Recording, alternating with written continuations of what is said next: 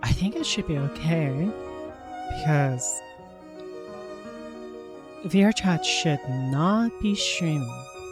Should not be streaming. Studio mode? Okay, it's not there yet. Hi, chat. Oh my goodness. Hi. Oh my goodness, oh my goodness. It is going through the Unity hell right now. Oh, they're back.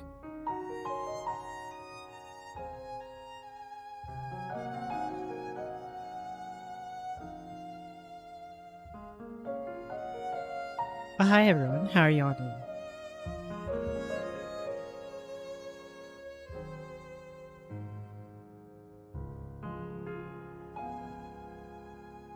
You here?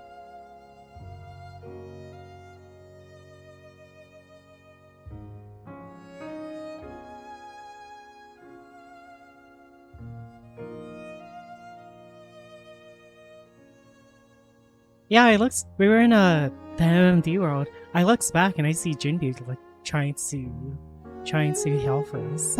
It's like, oh my goodness.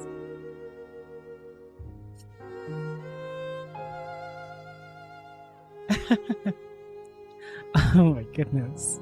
I was like, yeah, I turned back, I see a tiny Junbi. I was just like, wait, Junbi's here.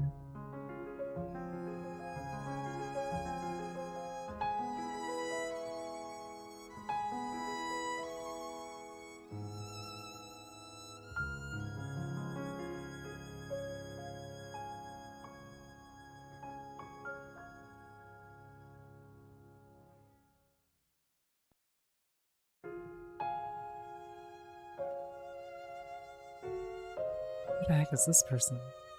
Who's this person adding me? Who are you? Trust a drink? I'll consider it. Jimmy is such a creature.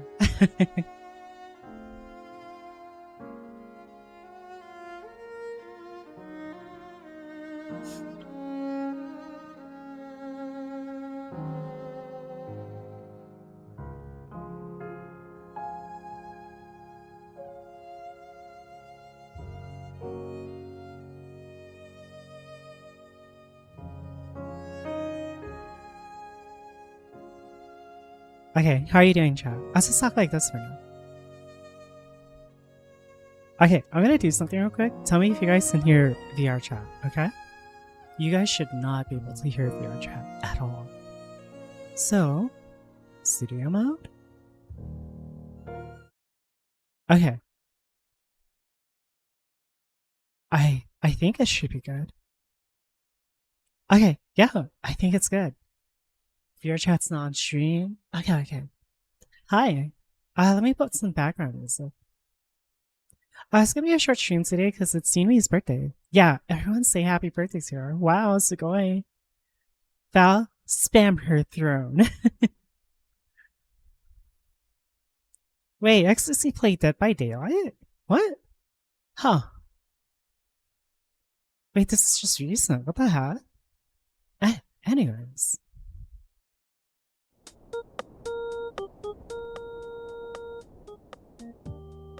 Yeah, we're just helping Junbi out.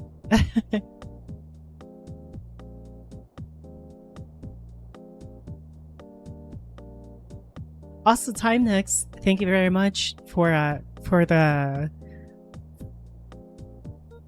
Am I blocking it still? I can't see. For also donating to the VR tab. We're officially paid off, basically. Oh my goodness. So, Val, we need to update the sub goal. Okay, so two things. One, that daily sub goal, let's switch it to. Can you switch it to an overall goal? At 300, it'll be a Twitter. Would it be considered partial? Because I'm gonna hide my face is gonna be partly obscured by my hand doing a peace sign and such. 300 subs. Because that was my, yeah, if you guys want to see my face, I'll even dress up and put makeup and everything. 300 subs. And then I have a new goal now that my VR depth is paid off. I want to get hands. So I want the contact gloves. So how much is it anyways? Store. $5.99? Oh gosh, I don't know if I want this now. That's too expensive. Magnetron. Not included. What is this magnetron? It's $5.42?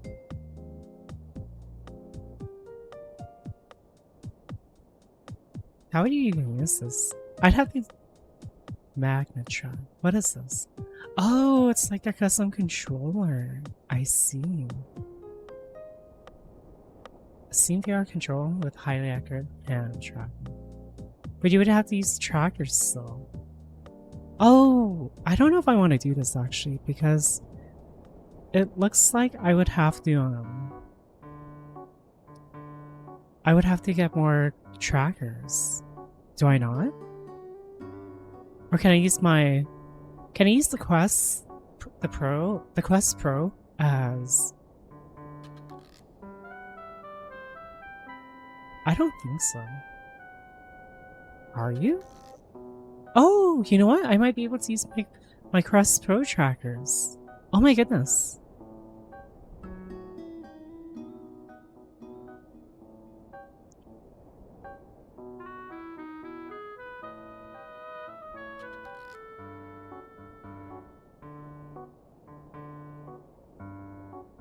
Yeah, add more items. Oh! Oh my goodness. So I like taped my stuff to my ceiling and they're all falling down.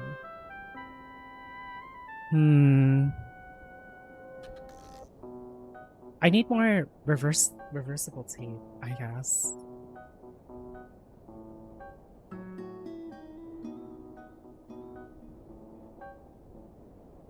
Huh. I don't know if I don't think they have my tape. In stock? 1 pack? Overnight today? I'll buy. I need more of these reversible tape anyways.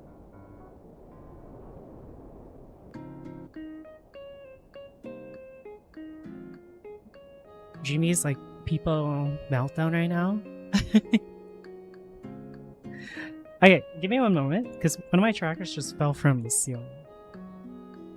So, yeah, I think one of the biggest issues I'm having now isn't the VR itself, but rather, I'm having issues with the dongles interfering, so... I have like 4 super dongles now, but they're just like, pretty much, yeah. And just at the moment, it's just like, no.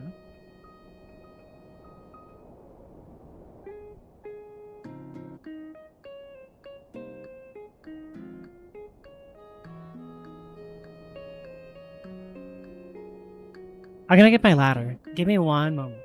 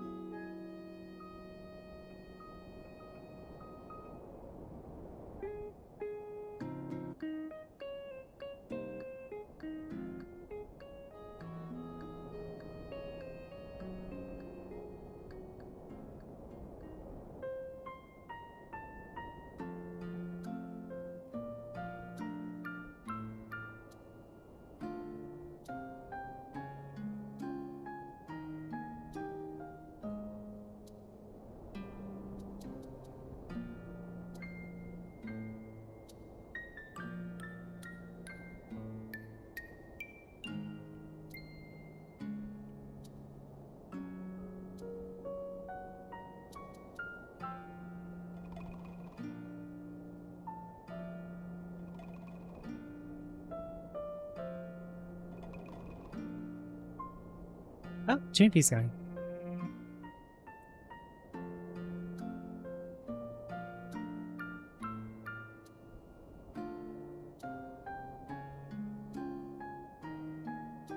Okay. So yeah, how are you doing? I just wanted to just chatting to. Easter starting soon, VR. Okay, I see.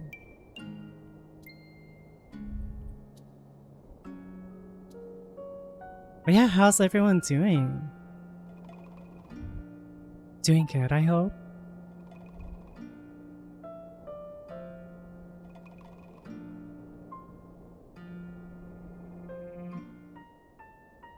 Good if you are.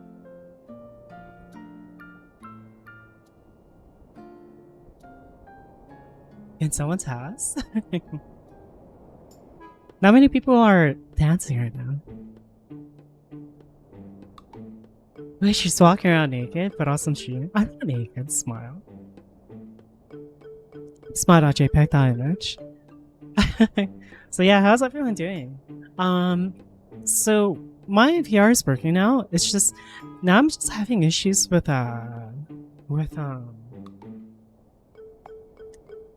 just stuff interfering with each other. So I bought 2 more long cables so I can split my last 2 cables so that they're far away from each other. And yeah. So I think more than likely this Saturday I'm gonna start doing VR again.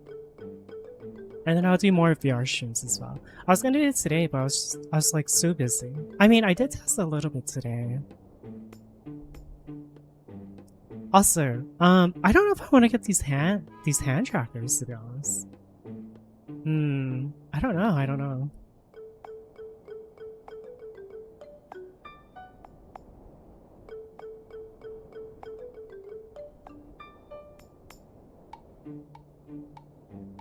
This person going to dance? Okay.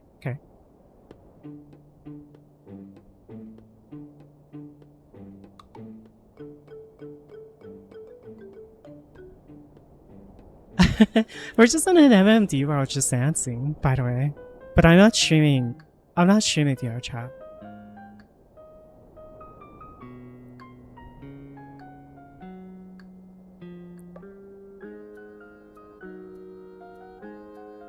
Don't play Impulsive?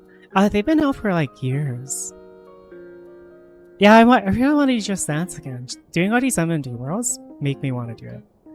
Also, I finally fixed my issue with my model and MMD worlds. So basically what was happening is, so because my eyes are like more narrow and such. Yeah, that's true. So we'll hold off on it for now, maybe. I don't know what to do for it. I guess we could disable. I'll disable that goal for now. But I'll just keep it there so like people know it's like we got it completed. But going back to it,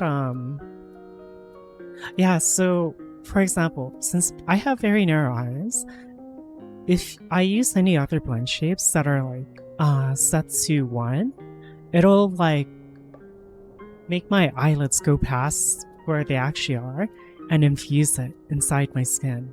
So I was trying to fix that this whole time, right? It's terrible. Actually terrible. And so what I did was I had to change all those blend shapes to like, instead of like, because the limiters didn't work. So what I did was I changed it to like from 0.45 as an upper limit and made it where the natural is like 1. And it works. It actually works, which is nice. Also, we've been, oh my goodness, this world is getting packed, all because I've just been dancing. Lyric? Okay. Hi, hey. But yeah, oh my goodness. And Rua's been saying like, oh, these people want you to dance. These people want you to dance. Like, oh my goodness. It's like this whole time I was just fixing my my model. There's a reason keep watching you dance. Well, aside from being the nude part, but that's it. But yeah, oh my goodness. because of AI, I was actually able to figure out what was going on with my blend shapes. So I fixed the blinking issue, which is really nice.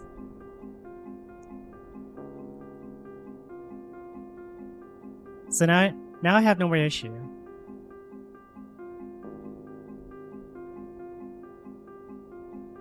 Hi, Tasin. Hi.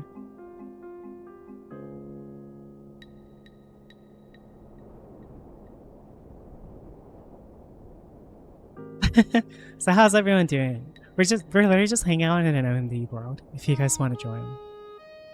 Wait, am I allowed to say that? Well, it's just an MMD world. It's literally just dancing, so I am allowed to say that.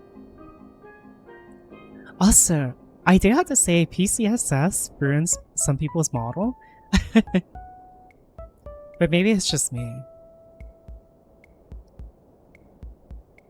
It's 1 gigabyte? Yeah, it is. There's a lot of people inside too.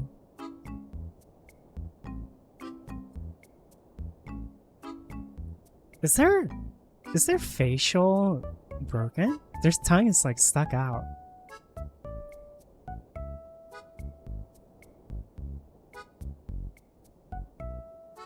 Oh, they just got naked. In game.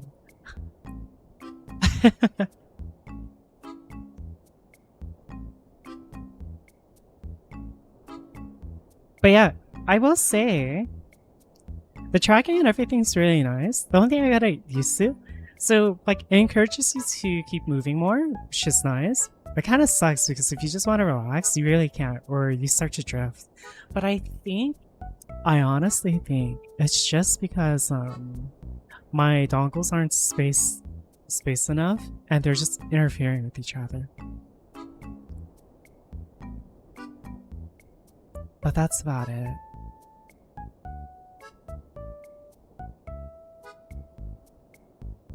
But maybe not since 1 gigabyte. Yeah, it's got a lot of dances and such.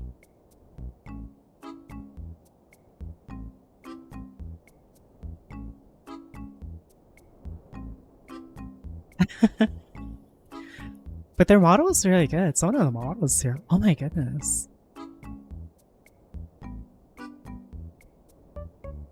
I wouldn't be surprised if that's a Lashisha.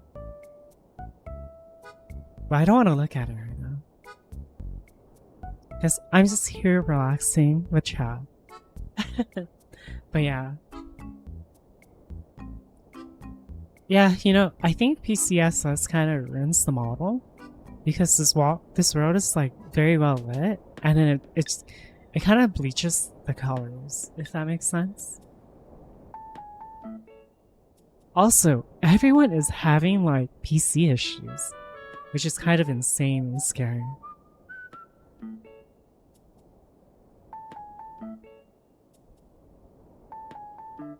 Like, first screen was having issues, and then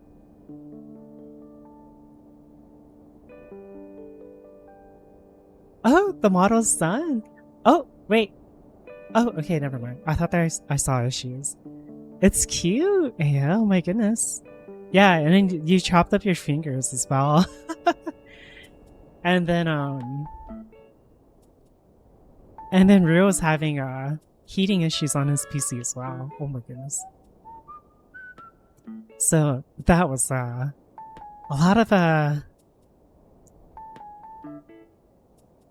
lot of issues for people in general.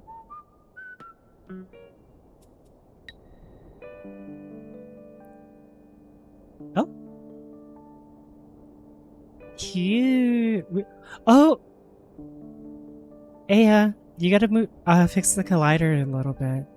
The front part is like sticking up.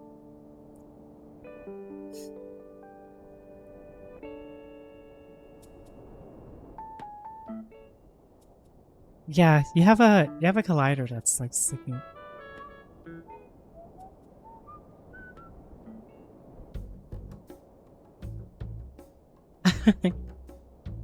Is everything else working so far though? For your outfit?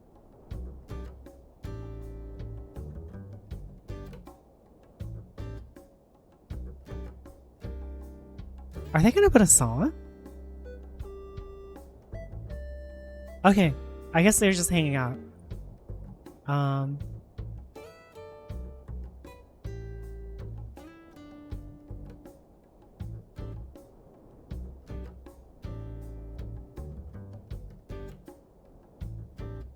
I'm trying to find a song.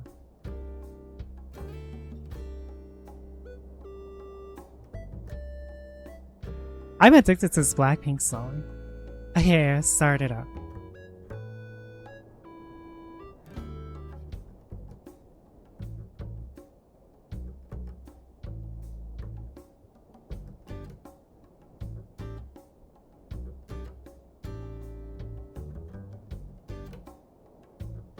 This Mio Throne, 4 trackers. I like it, yeah. Oh my goodness.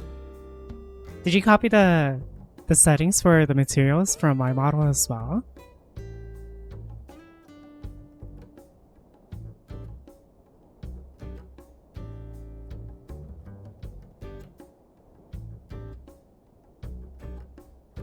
You did? Good, good. Yeah, the new settings are a lot better.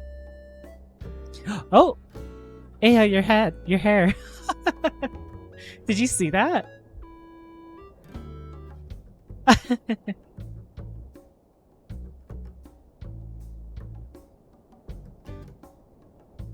looks like all of the waiting is good so far, though.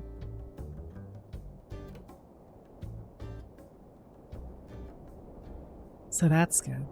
Also, I've been really into like cream soda and such. Oh my goodness.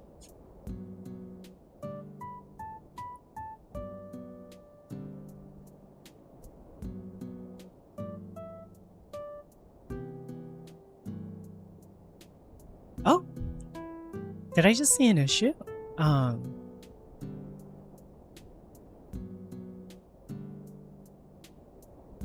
I think it's the brass area. Do you see that? Do you see that?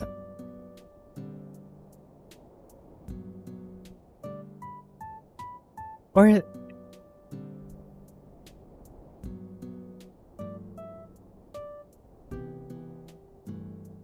did I? Let me check Blender for that. Did I mess something up? I see something. Okay, let me see. Sorry for the people that don't have VR chat. I'll put a video on soon. Cause I'm just like, I've honestly just been working on models the whole day. Does it look off, or is it just me? Like, is this just me, Val, or?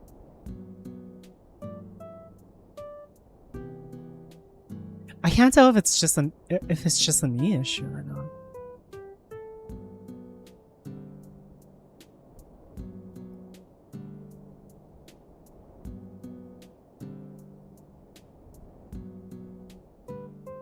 Oh, do they want to dance?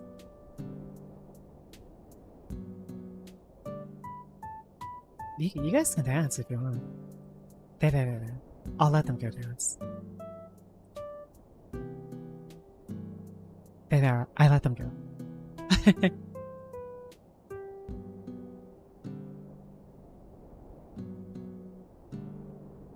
There's a bit of a wave painting under the brass. That one's pretty normal. That's how plug suits are. I can fix that later. I'm talking about the whole brass itself. Where's Blender? My Blender didn't open. Okay. Where is my Blender?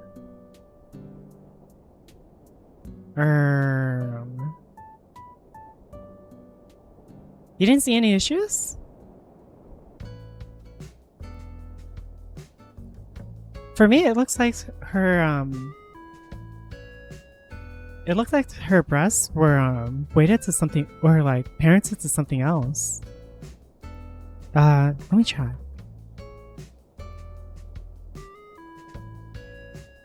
I was right. I think I'm right. What version did I send you? This is 14. So why do I have? Oh, I have 13 now.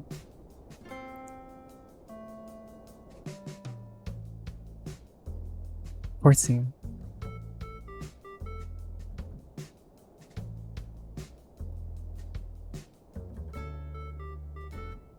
I was right. Yeah, I need to send you this model again. Your breasts are they're parented to your neck. It's not supposed to be that. I am so sorry.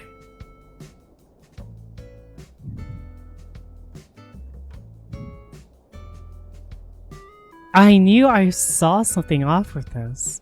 Same with the tie. It's supposed to be to the chest. I am so sorry. It's when she looks up. Yeah, it's definitely weighted wrong. But it's not weighted wrong. It's parented wrong. Let's see. Chest, neck, breast, breast. Okay, this should be good. This should be good. I am so sorry, Leia. Control save. 15. I knew that's why the breasts were having weighting issues, or it looked like there was weight issues. It's because it's parented to the neck instead of the chest.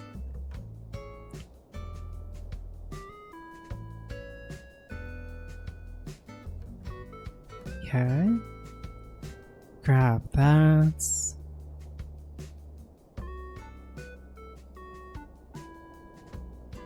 Okay, I am so sorry, Leia. Okay, there. It should be good now.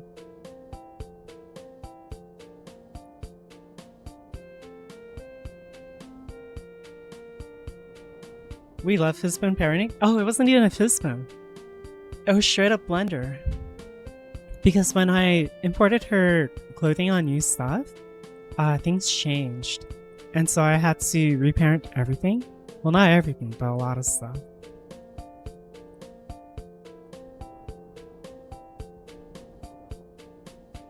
Yeah, so that's why when she looks up, like her breasts like pushed forward, if that makes sense. And I was like, why is that?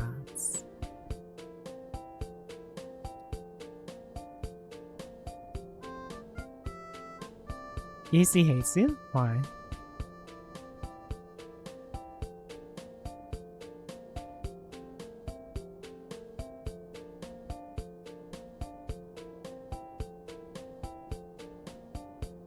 Why is that?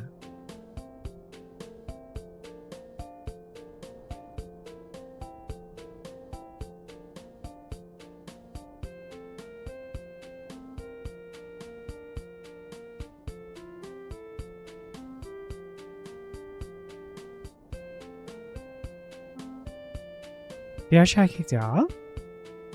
That's odd.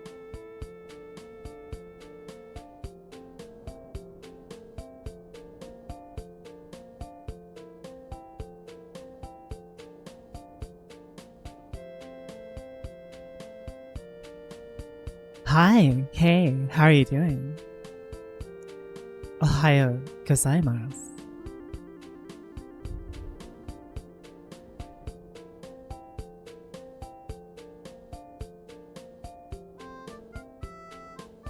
Okay, I want to watch some videos.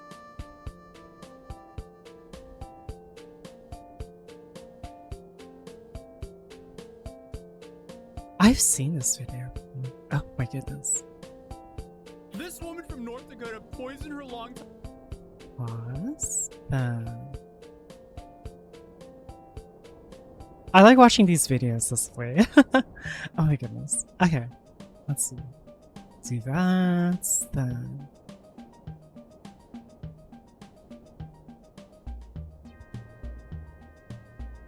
Do this, and then. Okay.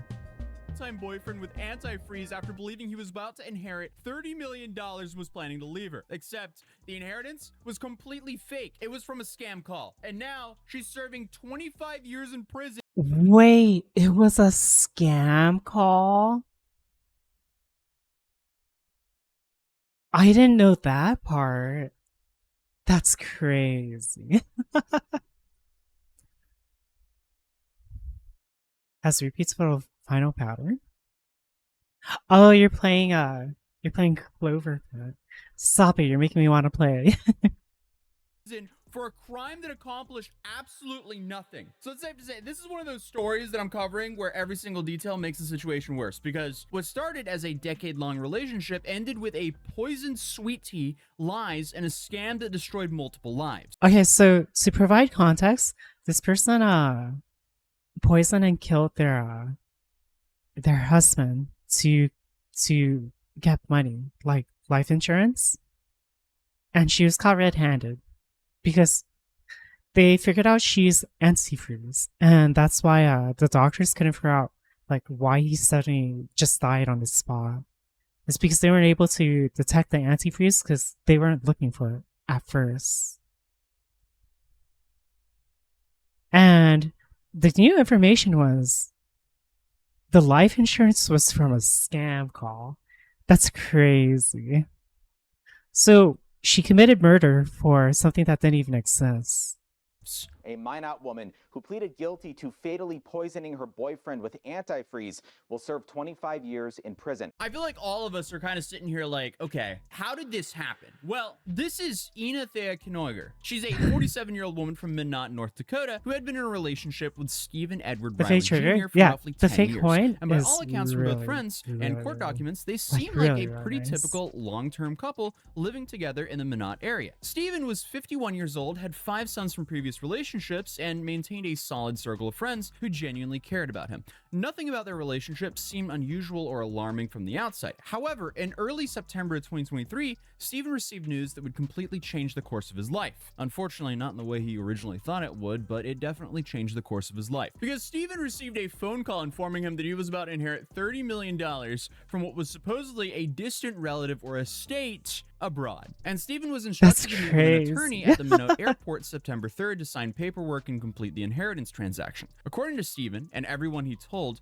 this was legitimate, real, and about to transform his life. Again, it would transform his life, but there was nothing real about this. Here's where the financial motive comes into focus, because that according sucks, to friends though. who later Oh spoke my with goodness. investigators and the press, Stephen had been discussing plans to leave Ina once he secured the money. And this wasn't a speculation or even a rumor, because Stephen really had these conversations with people who were close to him. So not only in the days leading up to September 3rd, but also the day itself on the way to the airport. And he kind of just wanted to leave her because she didn't really have a job. Wait, so he's really like out to book it. I just need to turn my light on and adjust my fan, but also and based on what happened next, Ina was aware on the intentions to end the relationship. So one friend told police that earlier in the morning on September 3rd, before the airport meeting was scheduled, Ina had thrown Stephen's belongings outside of their home. The friend described Ina as visibly angry and upset because Stephen was going to leave her once the money came through. So now we have this woman who's about to lose her boyfriend of 10 years, who's watching him prepare to come into $30 million.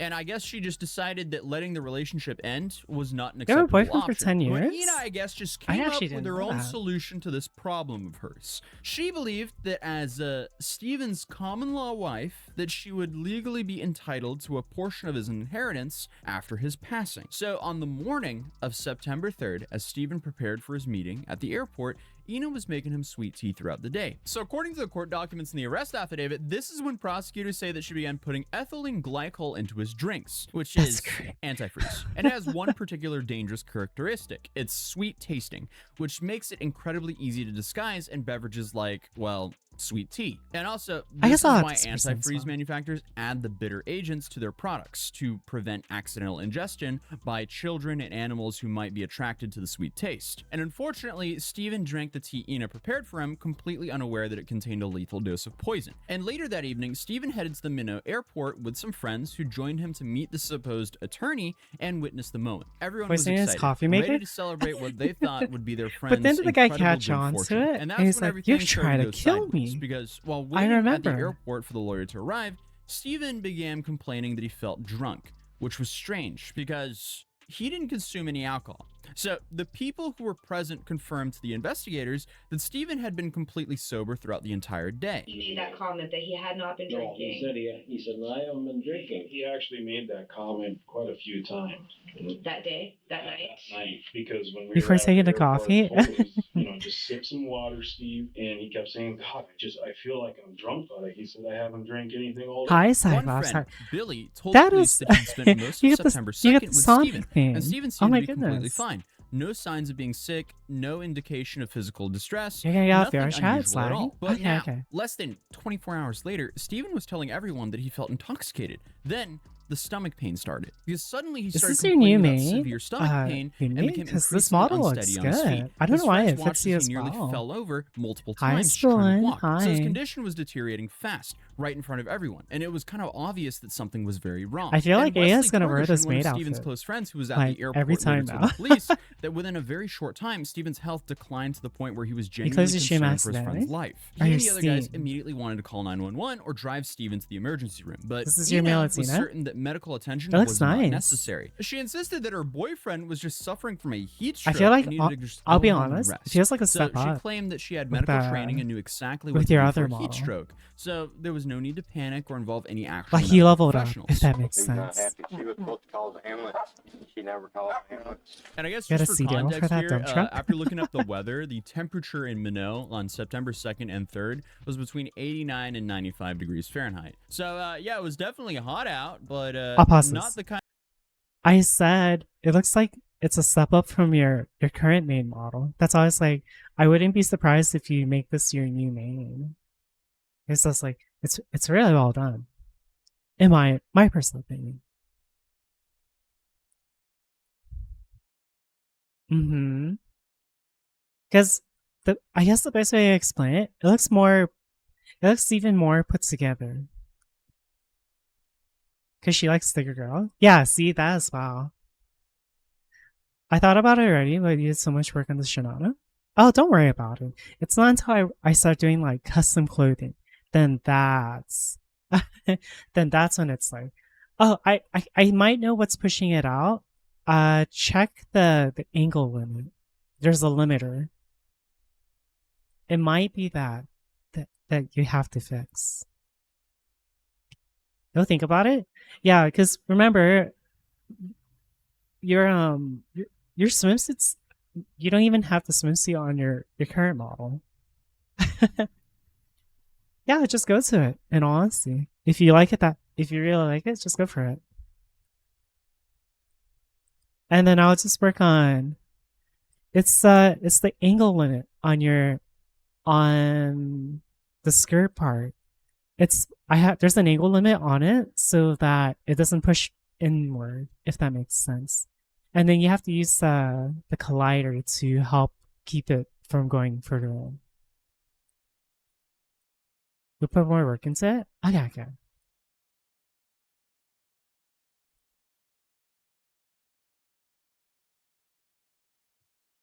But yeah, it's when I start doing the clothing is when I make a big deal out of it. A nerd? So if you want to make that your main, then I can after Desiwoo's, I'll start working on yours. Because it looks like you're still trying to figure out how you want your OC to be and such, if that makes sense. Because when it comes to AI and Desiwoo, they pretty much have their OC set, but you're still exploring. And it's big. Just make one. If you want an OC, just make it. Yeah, you're experimenting. Because when it comes to Desiwoo and Aya and we pretty much have been using booth models forever, and we already know how we want our permanent image to look like. So we have that going for us as well. But yeah.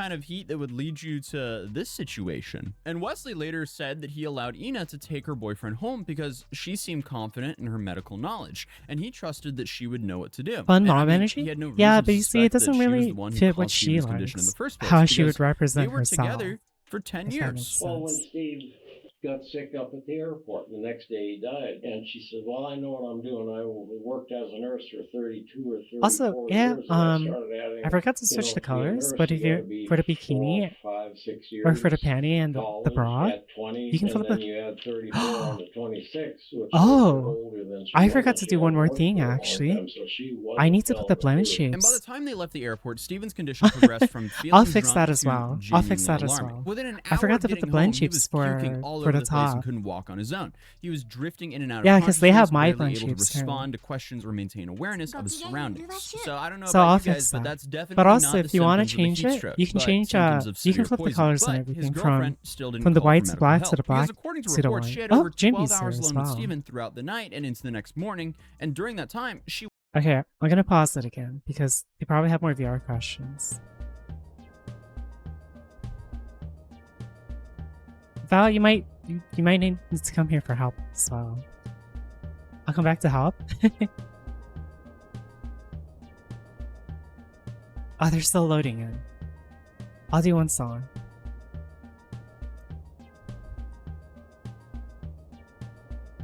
There's 2 songs I have stuck in my head. First is Jump, and the second is Hunger. Oh my goodness.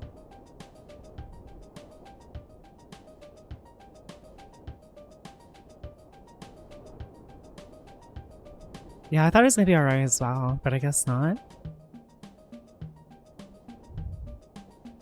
Next controller setup. We'll figure it out as we go then. This dance is insane.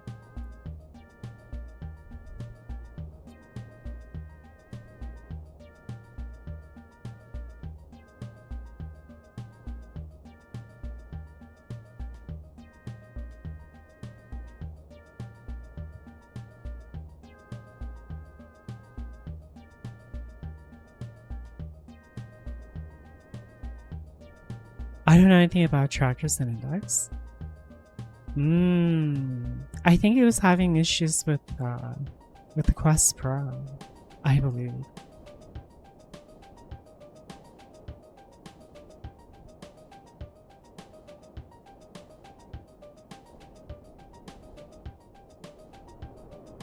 You're picking off the trash at me. No, don't worry. He's having dongle issues. Oh, me too. You gotta space that shit out, unfortunately. Which is why I taped all of mine to my ceiling. Which one is this song? It's called like Hunger or something like that. It's so good.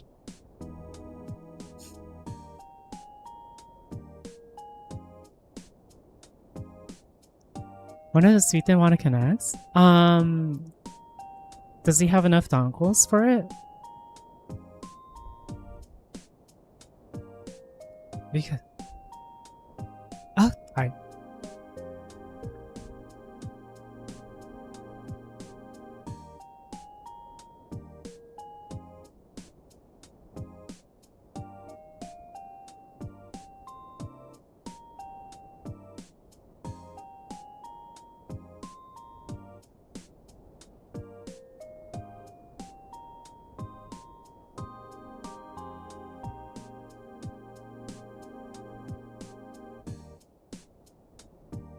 It's. Does he have enough dongles? That's what it sounds. It sounds like it's a dongle issue, or I mean, it's a dongle issue. But does he have enough dongles?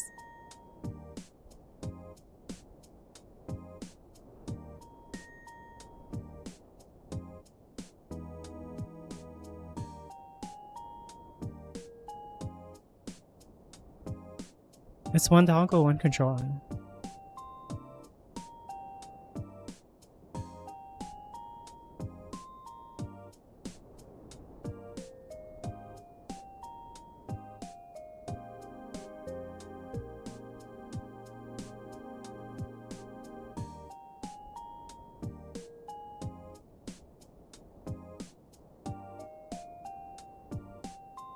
Black dog is incredible.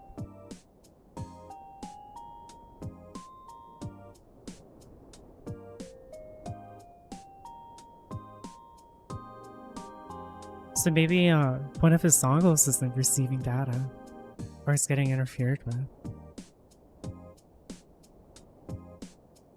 Yeah, the right tracking continues calibration. That is true.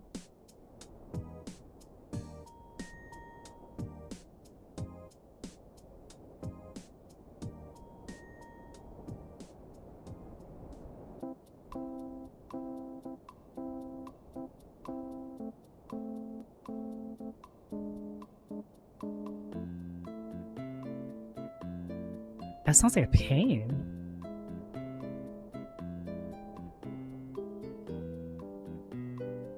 It won't let him pair a new dongle. Oh, he might have to, maybe it's reading that there's... Yes, yeah, that's what I was thinking as well. I think what it is he has to clean his device list. Like, compare everything and just repair it all. I don't know. No, you don't have to be in VR. Try clearing your cache.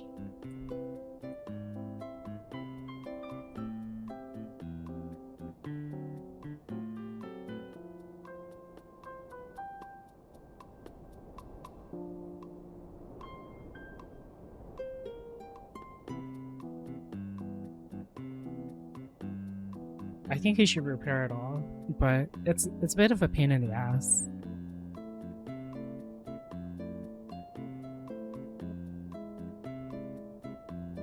It's just a black screen? It repairs automatically? Oh, that means it didn't wipe. So I think what's happening is his Jimmy's stuff is trying to connect to the same devices.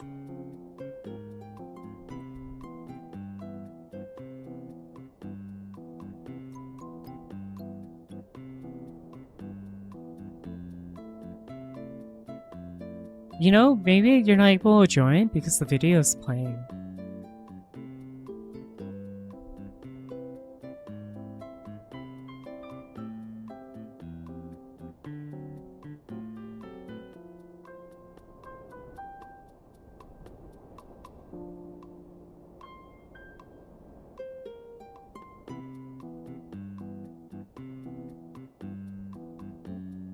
That's so weird.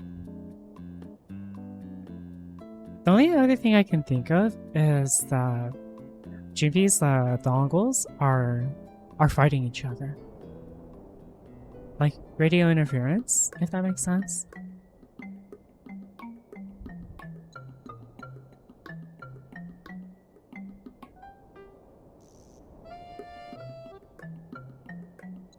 It's the only thing I can think of.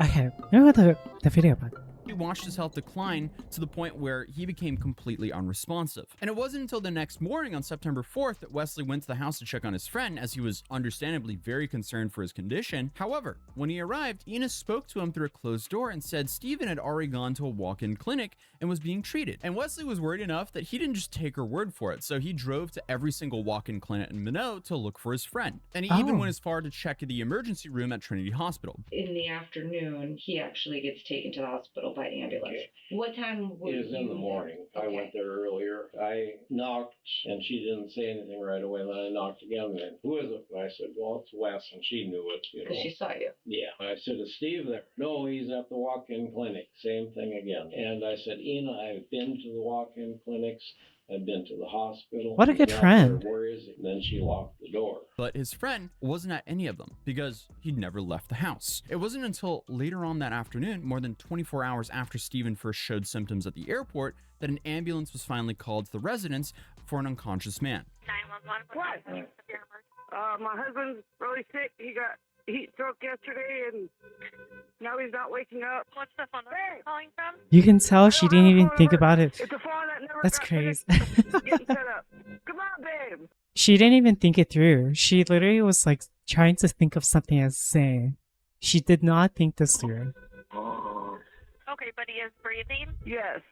He's snoring. He won't talk to me anymore. He won't look at me. He won't open his eyes. Okay, I've got help on the way. Just keep an eye on his breathing. When emergency responders arrived at the home, Steven was unresponsive and in critical condition. He was then rushed to Trinity Hospital, where doctors quickly determined his state was beyond what they could treat at the facility. So he was airlifted to a hospital in Bismarck for more advanced care. But unfortunately, it was already too late. Steven never regained consciousness and passed away on September 5th, 2023. So when investigators questioned Ina about what happened, she initially tried to maintain this heat stroke story. She claimed that her boyfriend had been drinking alcohol all day on September 3rd and suffered from a heat stroke, which was supposed to explain his symptoms. But the toxicology report had already proven there was zero alcohol in his system. So that explanation immediately fell apart. Then She got caught in her own lie.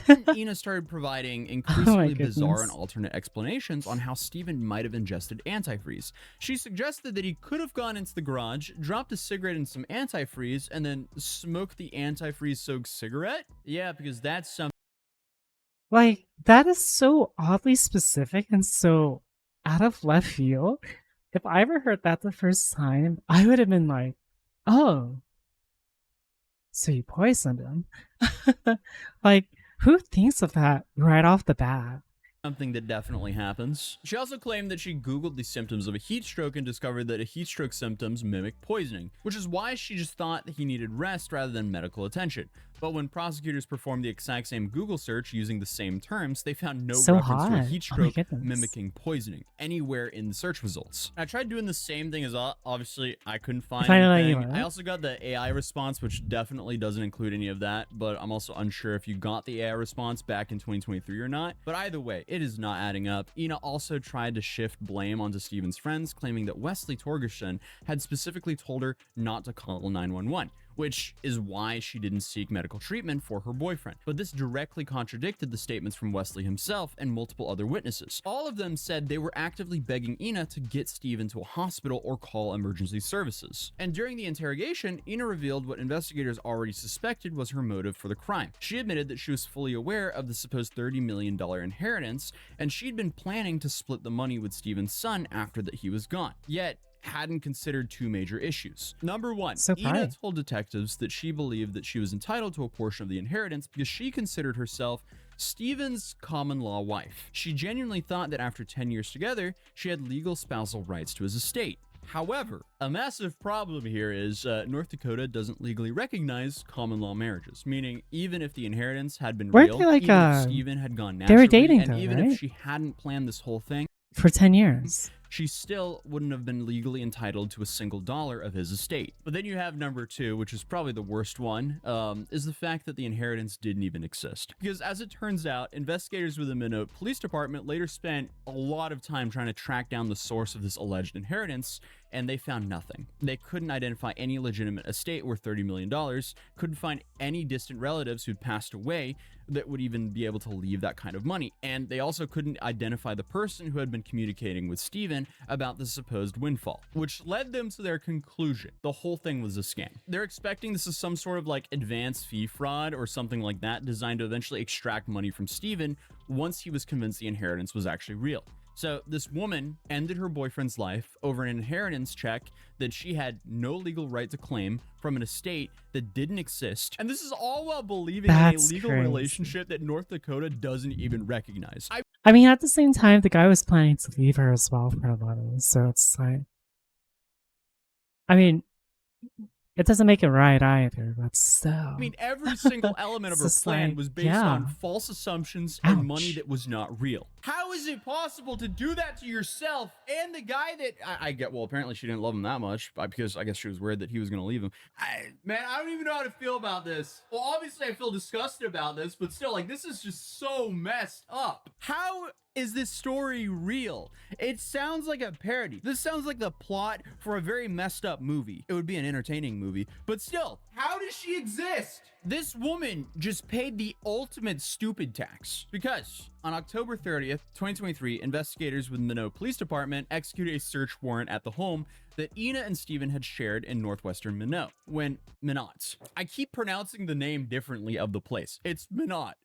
I think it's Minot, right? Anyway, they executed the search warrant on this house in Minot, and what they found was basically a roadmap for the crime. In the garage, they discovered a plastic mug containing antifreeze. They found a glass Coors Light bottle with traces of what appeared to be the poison residue. And then, I guess just sitting in the living room, they found an old Windex bottle without a cap, filled with bright green liquid, which turned out to be poison. So with enough evidence to completely seal the deal on the same day, nearly 2 months after the incident, the Minot Police Department arrested Ina Thea-Kinoer and essentially charged her with a Class A felony murder. The case immediately drew national and international media attention for how absurdly tragic the circumstances were. And Ina was held at the Ward County Jail with bail set to $1 million.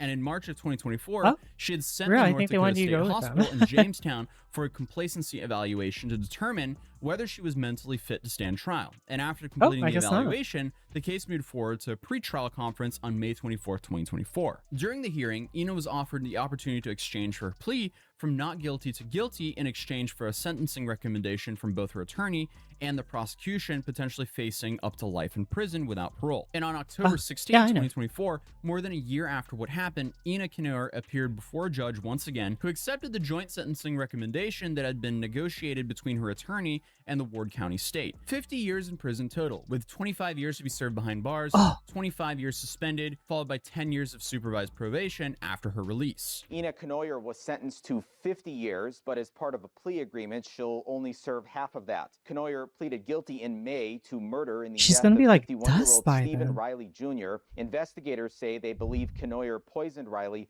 on the false belief she would receive part of a multi-million-dollar inheritance upon his death. Police have since said they believe that inheritance likely never existed. She was also ordered to pay $3,455 in restitution to Stephen's family to cover funeral expenses and other costs related to his death. That sounds incredibly low to me. A funeral costs a whole lot more than $3,000, that's for sure. But the Minot Police Department also spent a considerable amount of time trying to track down the source of the scam.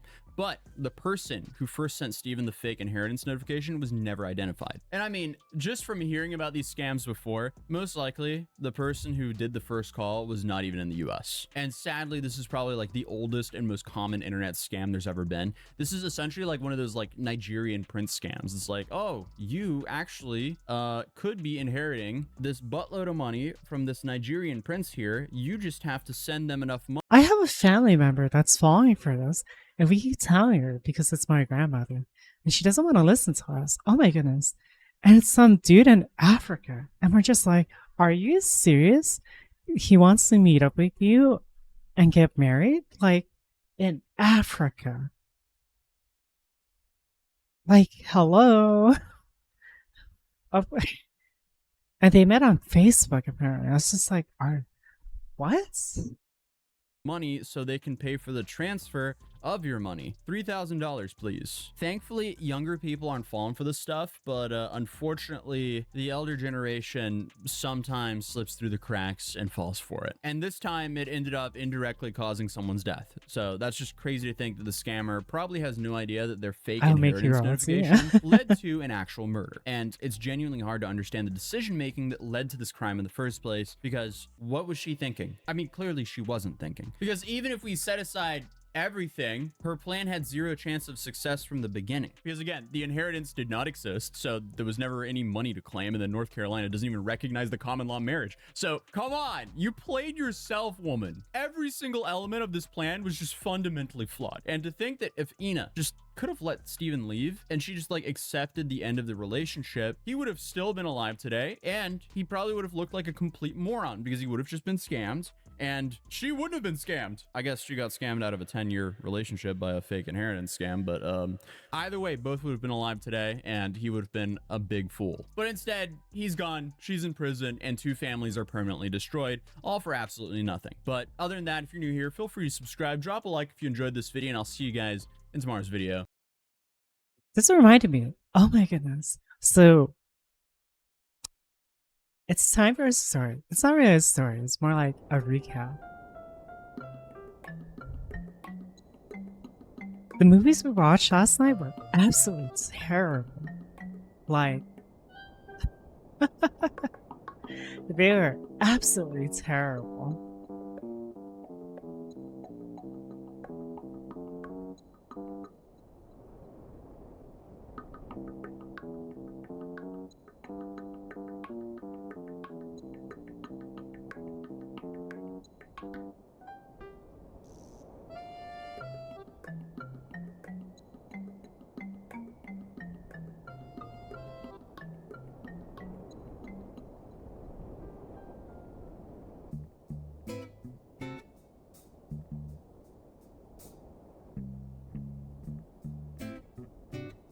Hi, hey, how are you doing? Hope you're doing well as well. So the first movie we watched was where Jimmy has been working on these tractor issues for hours.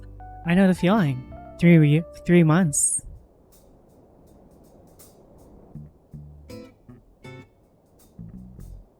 So is it just trackers itself? You see that clip I posted in Discord? The Crumpet getting shots one, right? I saw it. I thought he was like having some type of NSFW jump scare. I was like, oh, he's getting shots. Oh, the one with the Sora? Yeah, I saw that. I was gonna make a response, but then his stream was already over. Only thing to fix this, we repair each tracker one at a time. Yeah, I've had that issue as well before.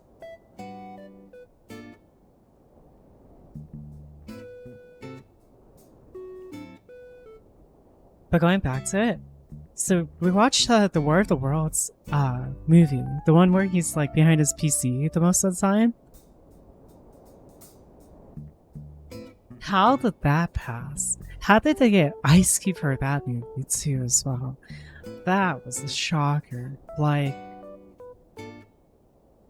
nothing made sense. They literally pulled a CSI, where in CSI there's this one episode where like they see reflection and then they're like, zoom in on the reflection, enhance the pixels, and then rotate a 90 degree inside the reflection. Oh, that's our person. It's like, excuse me? Excuse me? It was terrible. It was absolutely terrible. It was really bad. And it's like, when they were showing like scenes with the jet, there's so many inconsistencies. So like during one part, they were inside a Tesla driving, and it's like all chaos right in front of them, all around them, right? The streets are empty. But then when you see the footage of the Tesla driving, it shows cars just normally driving in front of them. There was another scene where it was showing like a bunch of V2 bombers getting ready to bomb the damn place, but they were showing cockpits of F-15s and stuff, and it was just like, I thought these were V2 bombers, and there's like so many inconsistencies. It's actually terrible.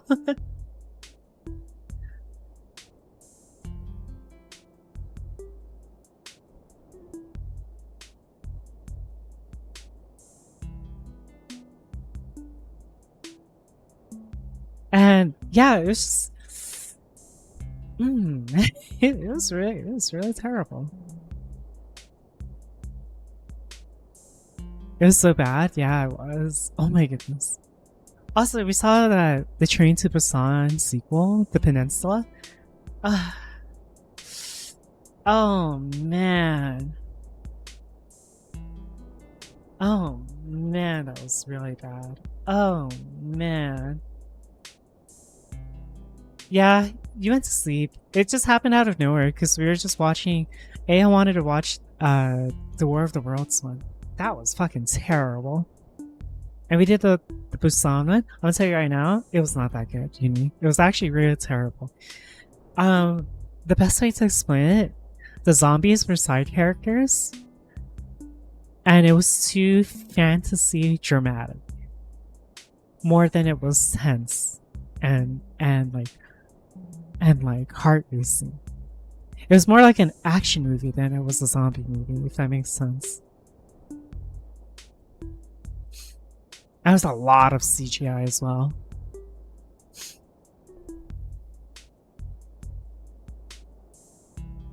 The first one was so good. Yeah, they dropped the ball real hard. And it turned into a Hollywood movie towards the end. And it was like, what? It was really terrible. It was atrocious. Don't do that. Don't watch it.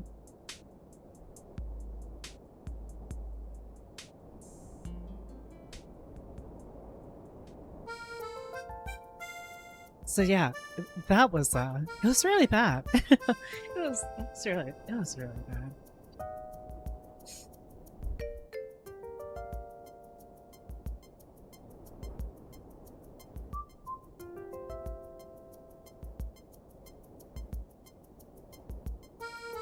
I saw a clipping just now on Rio's ass.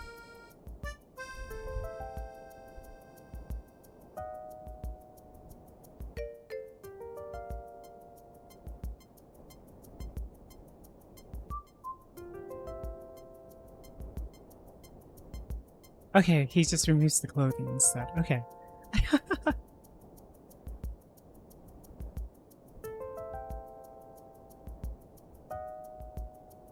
But yeah, oh my goodness. Terrible movie. I do not recommend either movies, Train to Busan and or not Train to Busan, the sequel, the Train to Busan Peninsula. And especially not War of the Worlds. Don't do it. Save yourself. If you need help, there's a hotline for self-harm and such. So yeah, don't do it. Trust. It was really bad. It was actually really, really bad. Oh, what's this?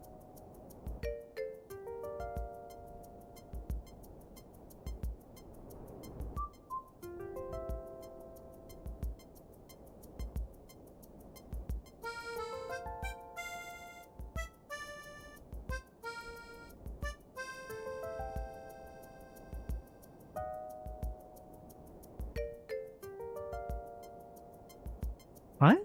M&D, gentlemen, instances are republics. Now no one can move them.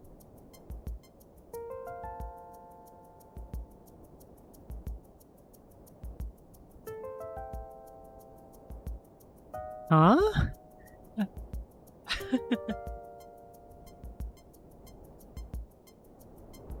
Oh. Are you fixing your model right now, Ian? I assume that's why you're in this version.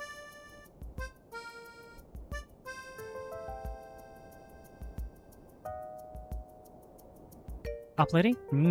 Also, change your picture. You didn't change it.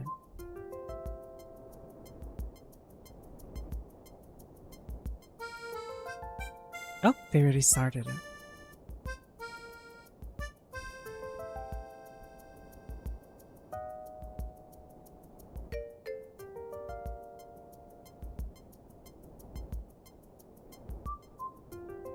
Oh, this is the Hunger song.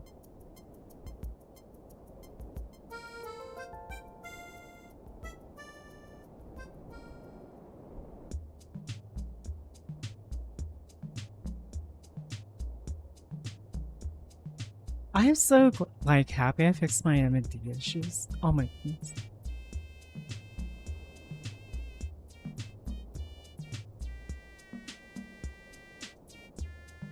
I thought we were in trouble for doing puppets. Okay, I wanna watch more videos. Let's see.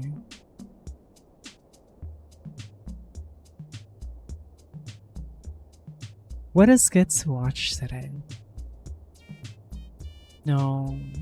Yeah, Vampire Girl Goon Sesh on VR chat with furries. What is this?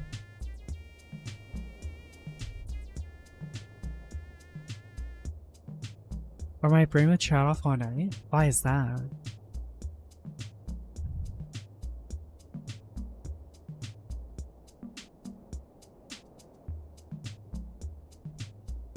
Oh, what is this? On March 6, 2017, can you guys see this? Oh yeah. A rather concerning post was uploaded to Reddit titled, "Found cry for help on Reddit from Thai factory worker." This post was referring to the comments left by a user named FujiTagaikin001 on seemingly random threads. There were 44 comments in total, with the first one appearing on r/promos on February 22nd, 2017. And with a single exception, all contained the same words. "I face too serious problem of human rights at FujiTagaikin, Thailand. Please help me." Thailand? Searching for FujiTagaikin, Thailand on Google leads to a factory of the same name. And while the factory is located in Thailand, the company that oversees its operations is Japanese. So, from the looks of things, these comments were likely pleas for help from someone who had to work in horrible conditions at this factory, possibly even against their will. Which sounds a bit absurd at first, but is actually quite plausible. You see, Thailand has a major modern-day slavery problem, primarily in its fishing industry, but can also extend to other industries as well, with over 400,000 people being forced to work for little to no compensation. Additionally, Japan is also notorious for what's known as its black companies, which force employees into exploitative, sweatshop-like environments with unpaid overtime and harsh working conditions. Given these issues, it's not unreasonable to imagine a Japanese worker getting stuck working at a factory in Thailand with no escape in sight. And all they were able to do is beg for help on the internet. Oh, it's a They were likely not proficient in English, which would explain the grammar mistakes. Also, they were probably Japanese? I see, I see. The vast majority of comments they left were on we're the most not MMD world, subreddits, if you want to join like us. pigs, Hi, hey, GIFs, how are you doing? Space, gaming, and some others, suggesting they likely weren't familiar with Reddit either, and might have just clicked on the top subreddits they came across and commented on the first post they saw. However, this is where this theory starts breaking down. Because despite many people offering advice and trying to help, FujiTagaikin001 never responded, neither in the comments nor in DMs. This led many to believe that these comments were nothing more than spam from a bot, which obviously isn't an uncommon sight on social platforms like Reddit. However, many argue that explanation doesn't hold much weight here. Mainly because in one instance, FujiTagaikin001 posted the comment twice on the same thread, something they hadn't done in any post before or since. A bot would almost never make such a mistake, suggesting it might have been human error. On top of that, while 44 comments are a lot for a person, they are a tiny amount for spam bots that can post hundreds, if not thousands of comments in a matter of seconds. Not to mention the fact that FujiTagaikin001's comments were posted over the span of 4 days, with seemingly random intervals between each comment. Put simply, these comments were almost certainly posted by a person. So, what's really going on here? Were these comments really cries for help from someone stuck in an unfortunate, exploitative situation? Well, it's hard to say. Let me pause From what this. I was able to find. Okay, it's a sidetrack. Also, I didn't realize this music was playing over. So, I came across an ad. It was so funny because it was like Femboy Fitness. I was on Twitter of all things. I was like, what the heck is this? So I looked at it. It's like, it's an actual thing. But if there's one thing I learned from this paid thing, I didn't buy it, by the way. One thing I learned was I didn't know there was something called an adduction machine. And I googled it. I was like, oh my goodness, these actually look like I could use it for whenever I'm just not working on PC and such. And so I have one now. I'm like strengthening my vagina with this adduction machine.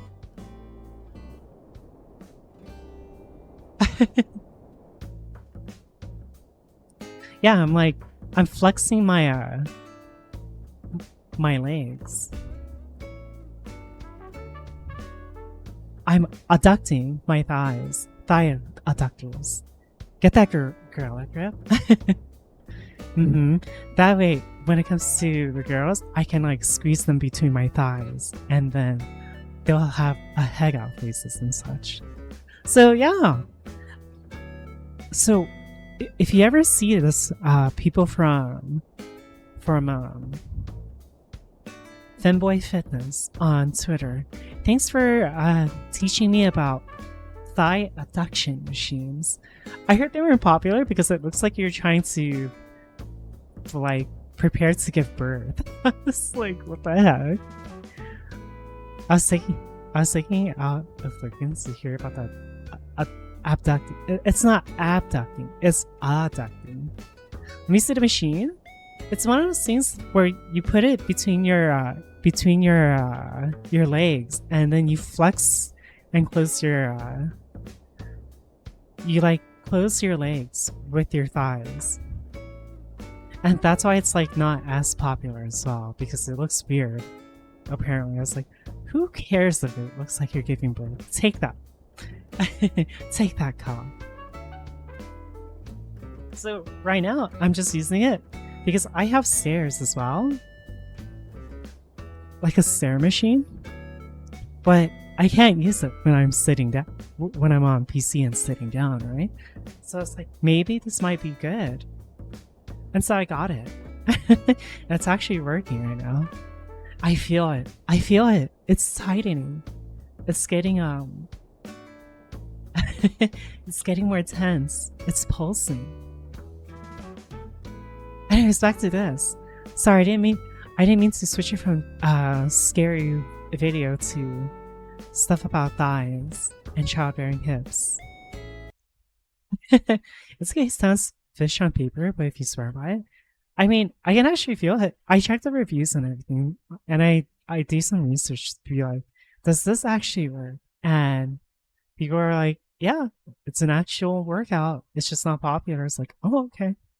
On Fuji Tagaiken, there doesn't seem to be any indications of shady activity It's going on pulsing. behind the scenes. I know. A pulsing After vagina. Fuji Can you Tagaiken imagine? 001's story caught some attention, several people reported the company to organizations like Amnesty International. But the company is still operational to this day, and I didn't find any news coverage of anything bad being discovered at their factory in Thailand. It does have a few dozen negative reviews on Google, but almost all of them were posted after Fuji Tagaiken 001's comment became popular on Reddit. One possible theory is that these comments were posted by a troll or a competitor with the express goal of tarnishing Fuji Tagaiken's reputation. However, there's currently no evidence that supports or contradicts this theory. The most likely explanation that I was able to come up with stems from the only comment Fuji Tagaiken 001 made that strayed from the usual pattern. Brings a meaning. Translated into English, it reads, Fuji Tagaiken, I'm being subjected to power harassment in Thailand. The power harassment mentioned in this comment is a specific Japanese term. Okay.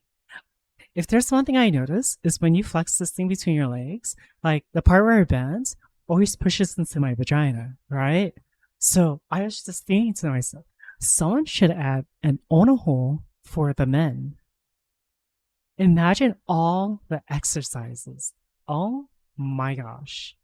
How insane would that be? It's like you're exercising and it feels good in more ways than one.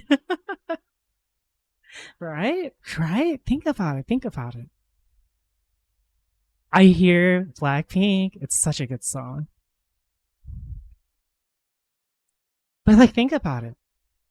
When you flex, it brings it in. Right? Right? You know, chat. Think about it. Think about it.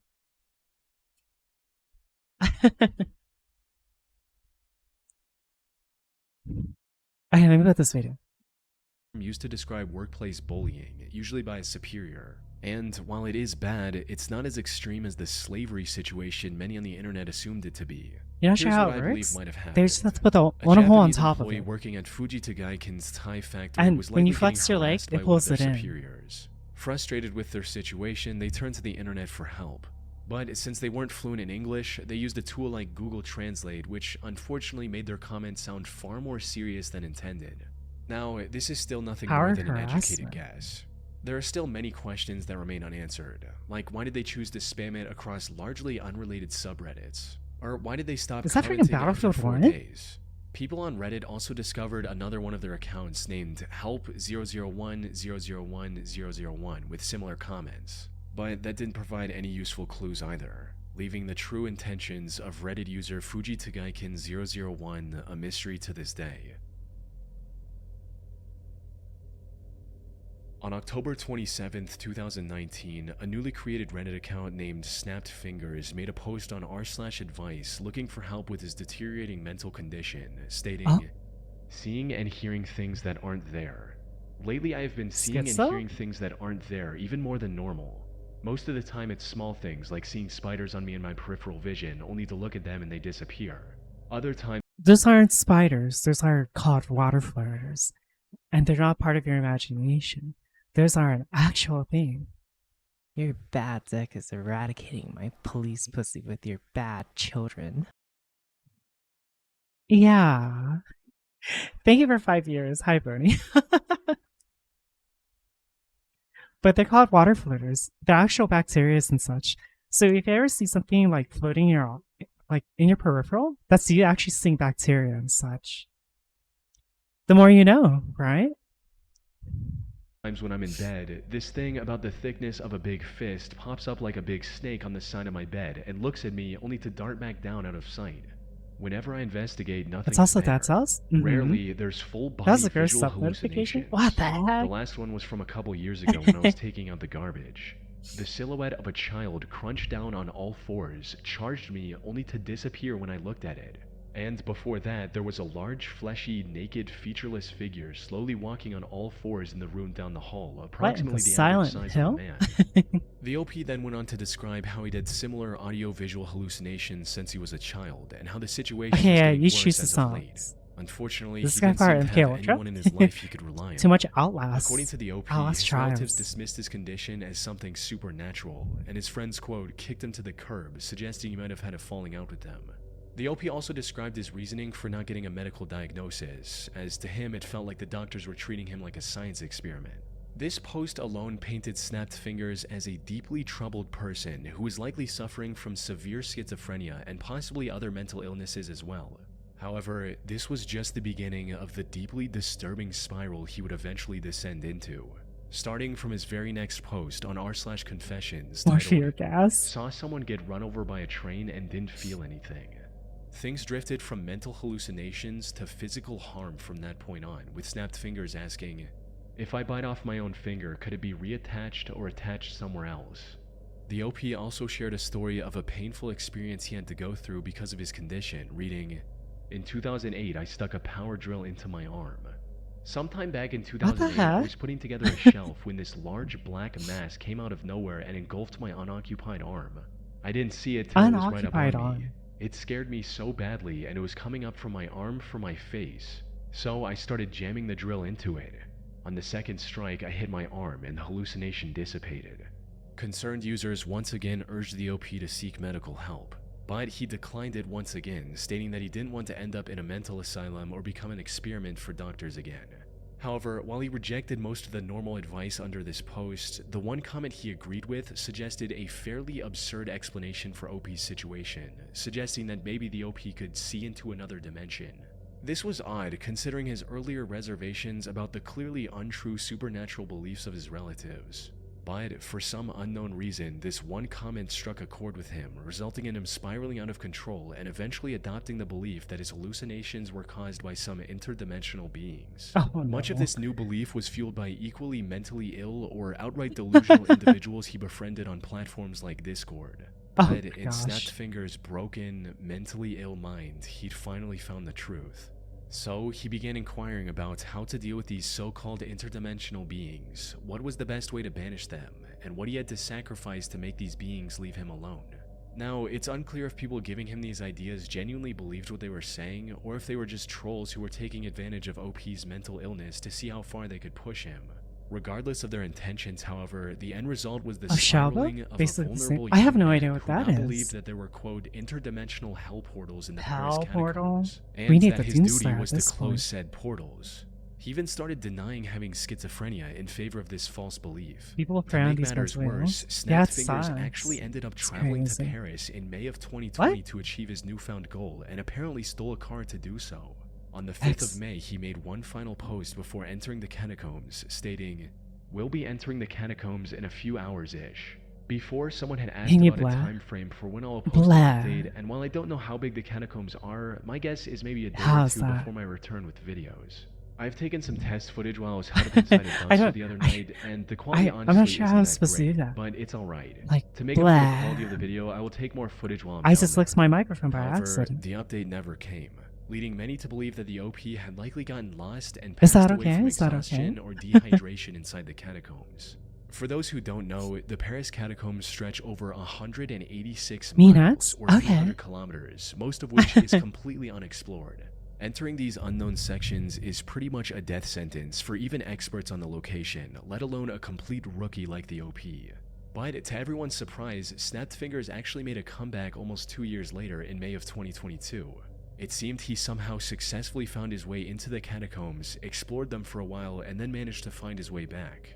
He made a post admitting that there were no portals or anything of Are that nature in unexplored? there, Yeah, that's followed by a true. final post meant to give everyone invested in his story some closure. And while he didn't go into details of what happened after he entered the catacombs, he did seem to be on the right path, do you not want stating, heels for your "Without going into model? much Or, detail, like, I am not socks dead, as well? and even though things are not perfect, I'm always I saw you improving changed it despite to, minor hiccups to black here as and there. well. But Do you like as your I said outfit? before, I intend to distance myself from this and will take the necessary steps to achieve that in order to return to normality." His account, which You is love now it? deleted, Good, stood good. as a disturbing showcase of the delusions of a Did you get mentally ill man the- that almost led him to did his you own get death the, in the Paris catacombs. Hopefully he was able to get the help he needed The and is headdress as doing much well, better in and life. the sunglasses, because they are there. You should have a April Bever was a 45-year-old woman who the lived in sweater the as city well, of actually, Broken Arrow, too. Oklahoma, with her husband, 45-year-old David Bever, and their 7 children. April was the primary 7? caretaker of her family, as well as the teacher for her homeschooled children. In addition to this, she also liked browsing Reddit, where she went by the name of Aoki Mom. Given her Aoki otherwise busy Mom. lifestyle, Reddit was one place where she could talk to other like-minded people and make new connections. Though many of her posts revolved around the love she had for her children. On a post discussing the financial benefits of not having any kids, Some form of April saddles? wrote, I can do "I have that. 7 children, and I can we've actually always probably lived do on it one today, income or and have never tomorrow, had any if government anything. assistance or needed it. We have a 4,700 square foot house, 2 newer cars, and my kids do not do without.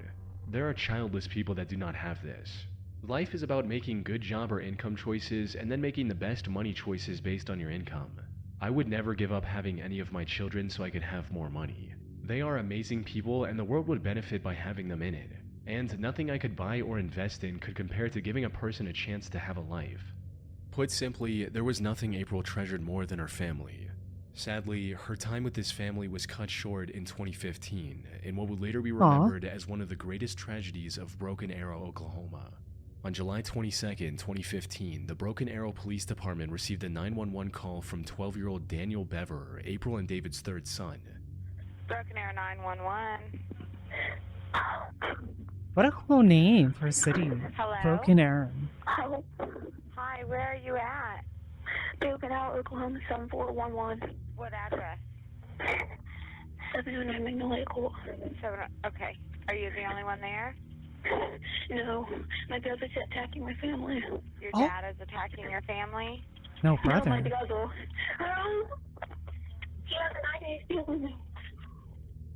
The call ended shortly after, and any subsequent attempts from the police to contact the family were unsuccessful. Officers rushed to the scene as quickly as they could. When they reached the Bever house, the front door was locked, so they forced their way in. However, If you can give me an nothing could idea have for prepared them for the the massacre sounds they you were about want to as witness well, on the other side of that door. go ahead and The DM first me. person officers found was And if you want, 13-year-old like, Crystal other shoes, lying like in the heels hallway and in a such. pool of her own blood. She'd been stabbed multiple times, including a slash across her throat. Despite her Excuse injuries, me? however, she was conscious and managed to tell the officers that her two older brothers, 18-year-old Robert and 16-year-old Michael, were the ones responsible for everything. Further inside the home, officers found the remains of the rest of the family, all with dozens of stab wounds. April was in why? especially rough shape, with a later autopsy report confirming over 48 wounds on her body. The only one left unharmed was the youngest, 2-year-old Autumn. However, Robert and Michael were nowhere to be seen. Fortunately, investigators were quick to determine that they might have escaped from the back door, and it wasn't long before the two were located and subsequently arrested. They're covered hiding in the woods blood. behind their home. When asked about it, Robert said that he was proud of what he had done. Later interrogation also revealed their motive, which boiled down to imitating the actions of other mass murderers they had read about on the internet. They wanted to start with their own family and then leave a trail of blood across many states.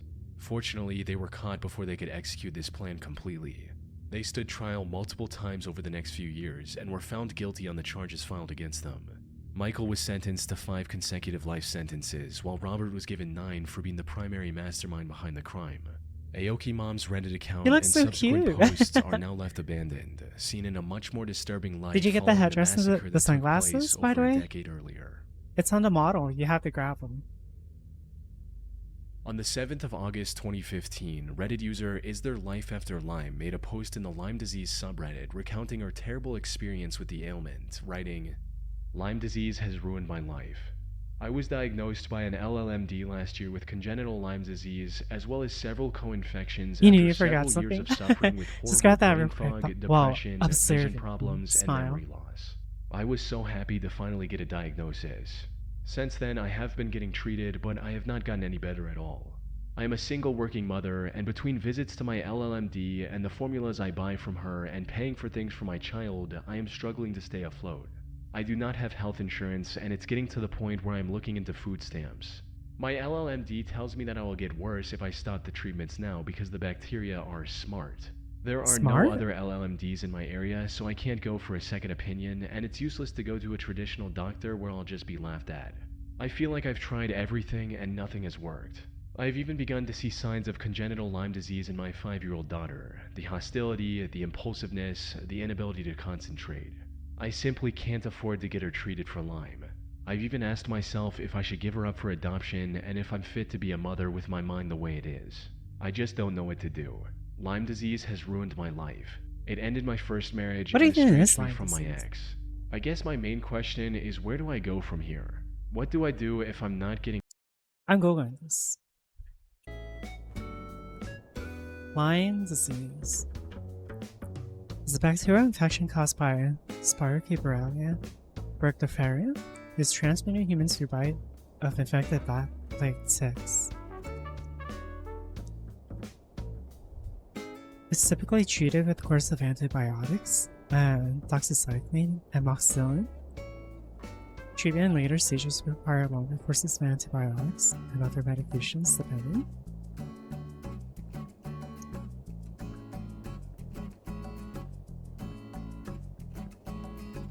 Wait, I don't know if this is like bad or not. I don't understand. How did this ruin her life? I'm so confused. How did this ruin her life? If it's treatable. better? How could I pay for treatment without going broke and having to apply for food stamps? And if all this wasn't bad enough, in a comment under this post, she also revealed that her LLMD was also strictly against antibiotics and only prescribed herbal formulas. What? What? This doesn't sound right at all, right? Or am I stupid? This does not sound right. What?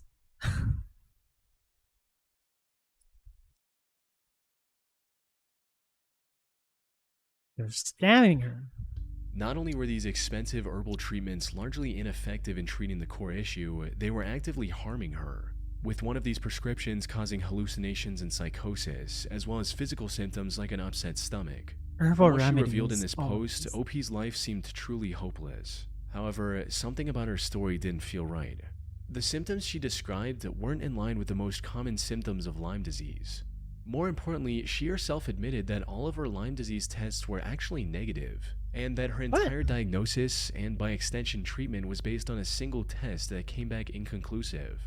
Either her LLMD was taking advantage of her, or she was lying about her life to gain sympathy from other Redditors. In either case, something was very wrong. Despite the growing skepticism, however, Is There Life After Lyme kept posting about Lyme disease and other related subjects. What are these numbers, Then, in September What is 21st, she made a post that shed further light on her condition, more specifically how it related to her deteriorating mental state. In it, she recounted a psychotic episode she experienced at the grocery store earlier that week, where voices were screaming at her to buy specific things or they would hurt her.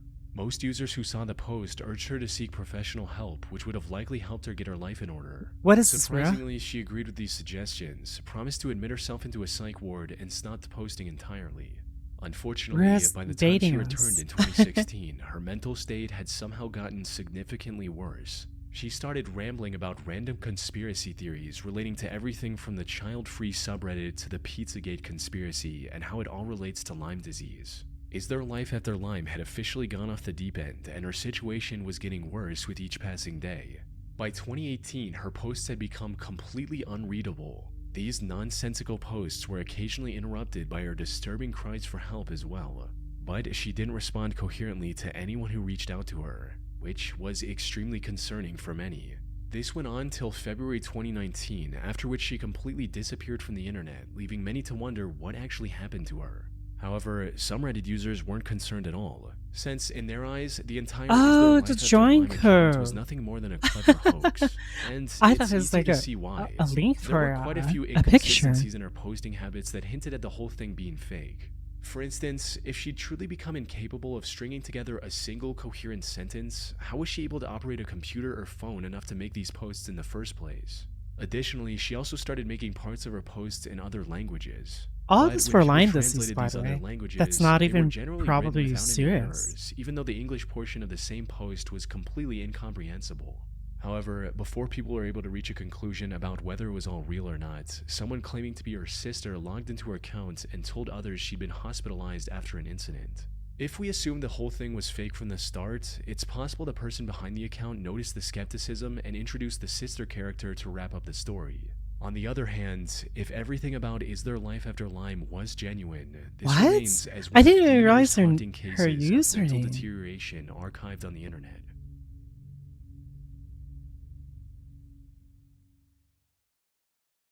SeeMeRot.com. In February of 2004, a user on a now outdated message board asked other members about a strangely morbid site they recently came across.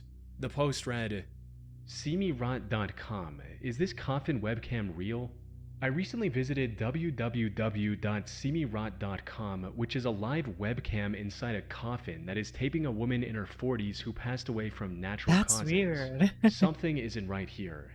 They claim it's real, but there is very loose wording under the disclaimer. Someone please help clear this up. Is it a hoax? There seems like there are too many loose ends here. There has to be more to the story than this.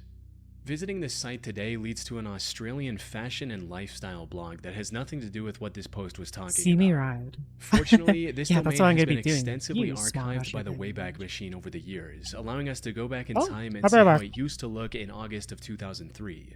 And sure enough, it was just as bizarre as the OP mentioned in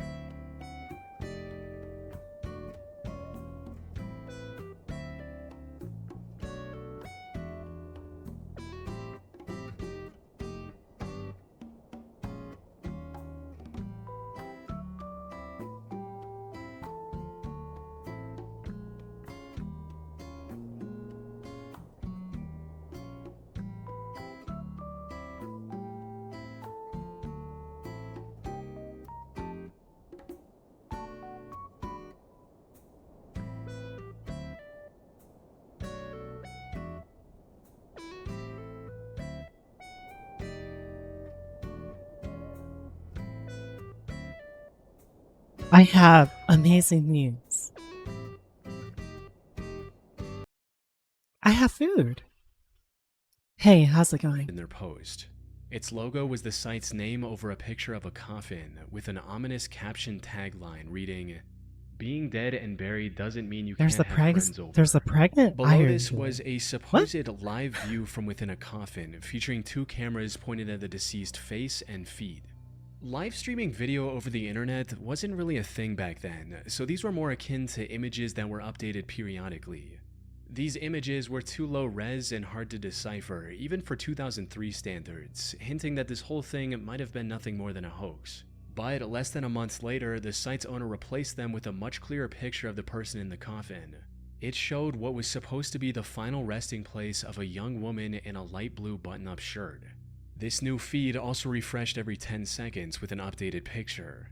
However, the most disturbing part of this website wasn't the coffin stream, but the description beside it. It opened with the site's owner providing a detailed play-by-play of what exactly they did to get this live preview, stating, "Welcome to seemyrot.com. This site is dedicated to all who have gone before us. That's 2 months ago, we attached the world's first Follow live me. coffin I cams will to the give you a interior of share, our I subject's guess. casket. This was done after friends and family had seen the deceased for the last time.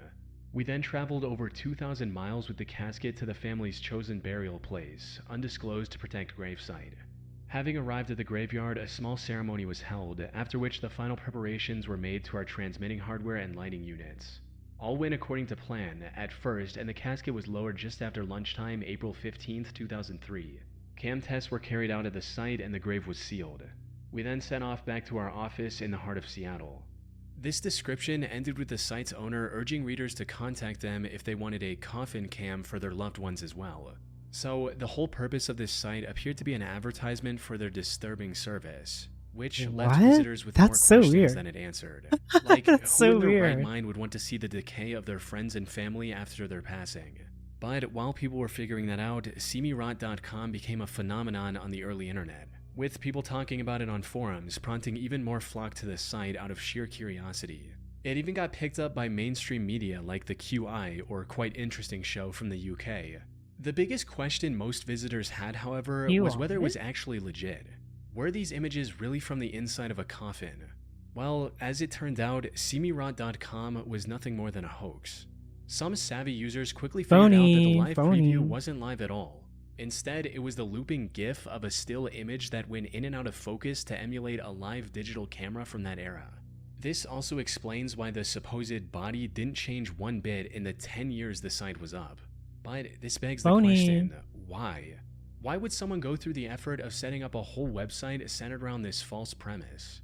The creator even went as far as to add a legal section with disclaimers about how this was all being done with consent, all in an effort to make it seem more legit.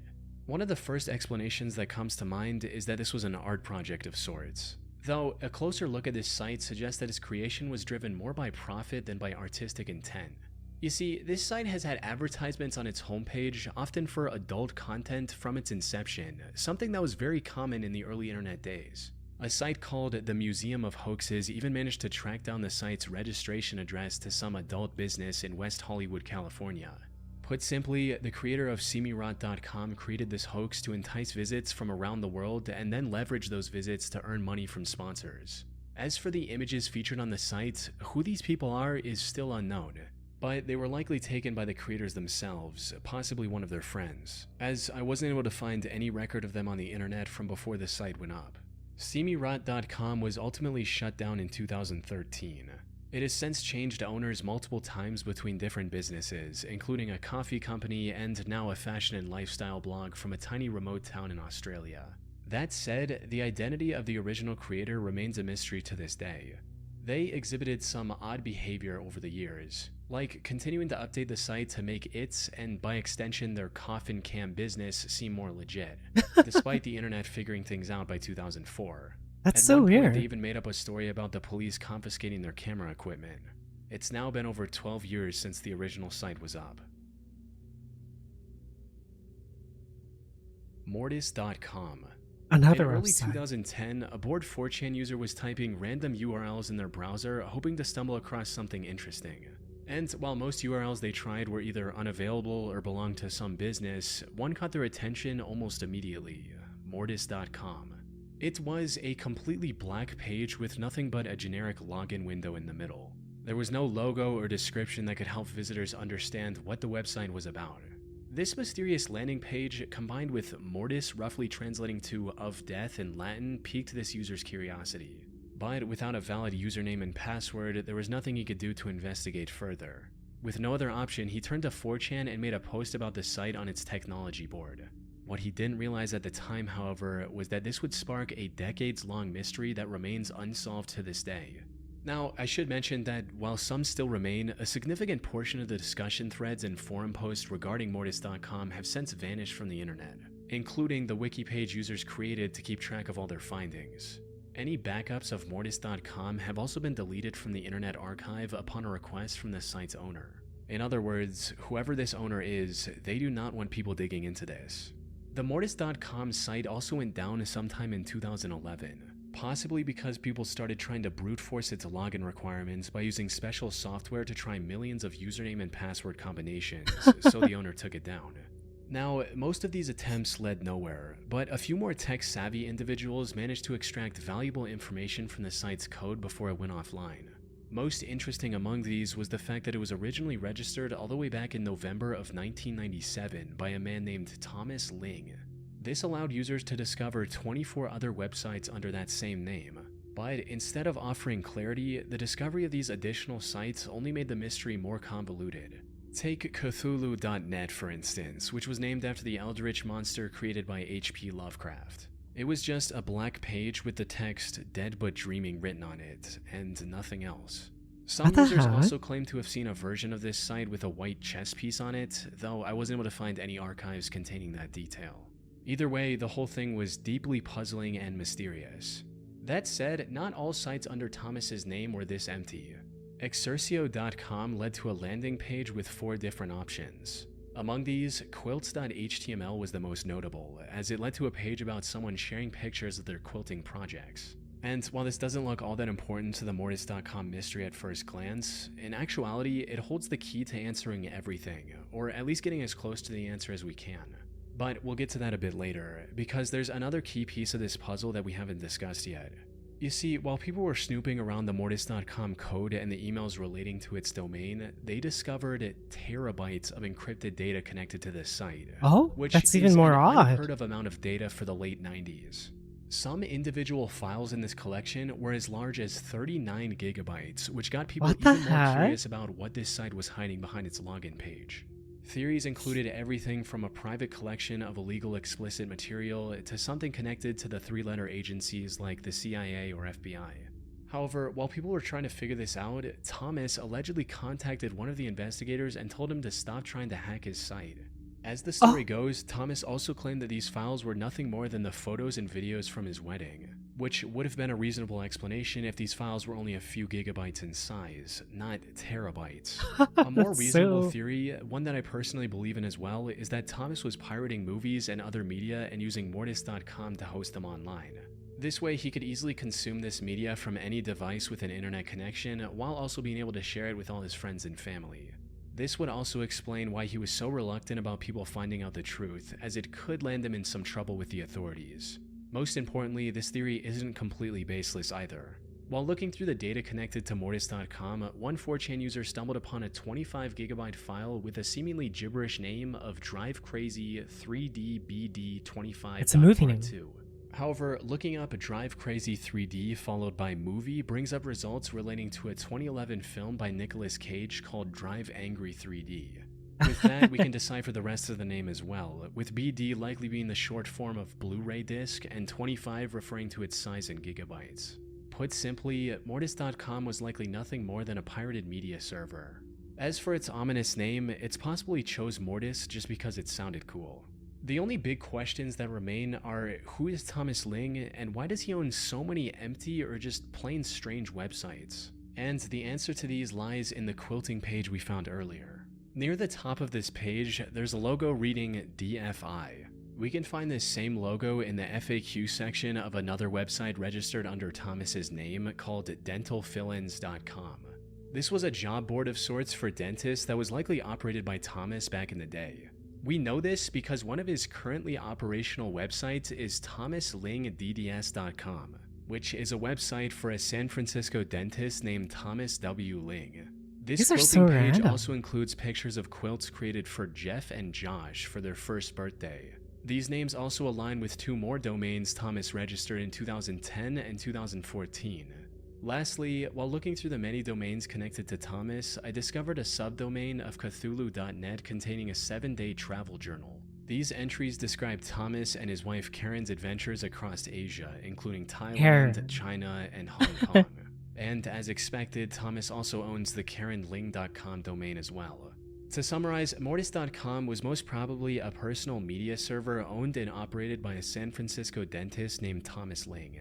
As for the many domains under his name, he acquired them for his businesses, close family members, or for random projects like creating an online travel journal.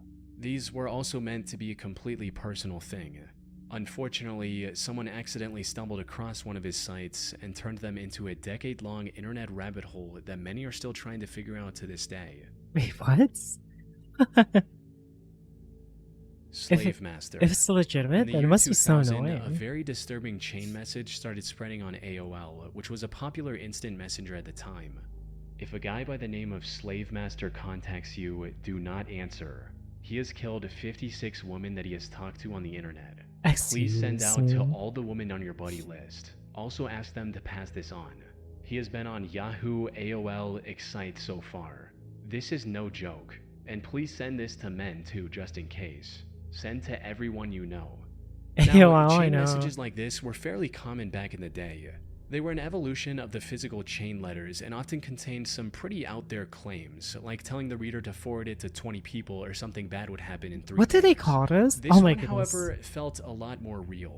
What are they called? Like, oh, if you don't send this to a person, you will be cursed or something. What were they called? Chainmail, right? Like what they said? No, they have a different name. Oh, they're called chainmails?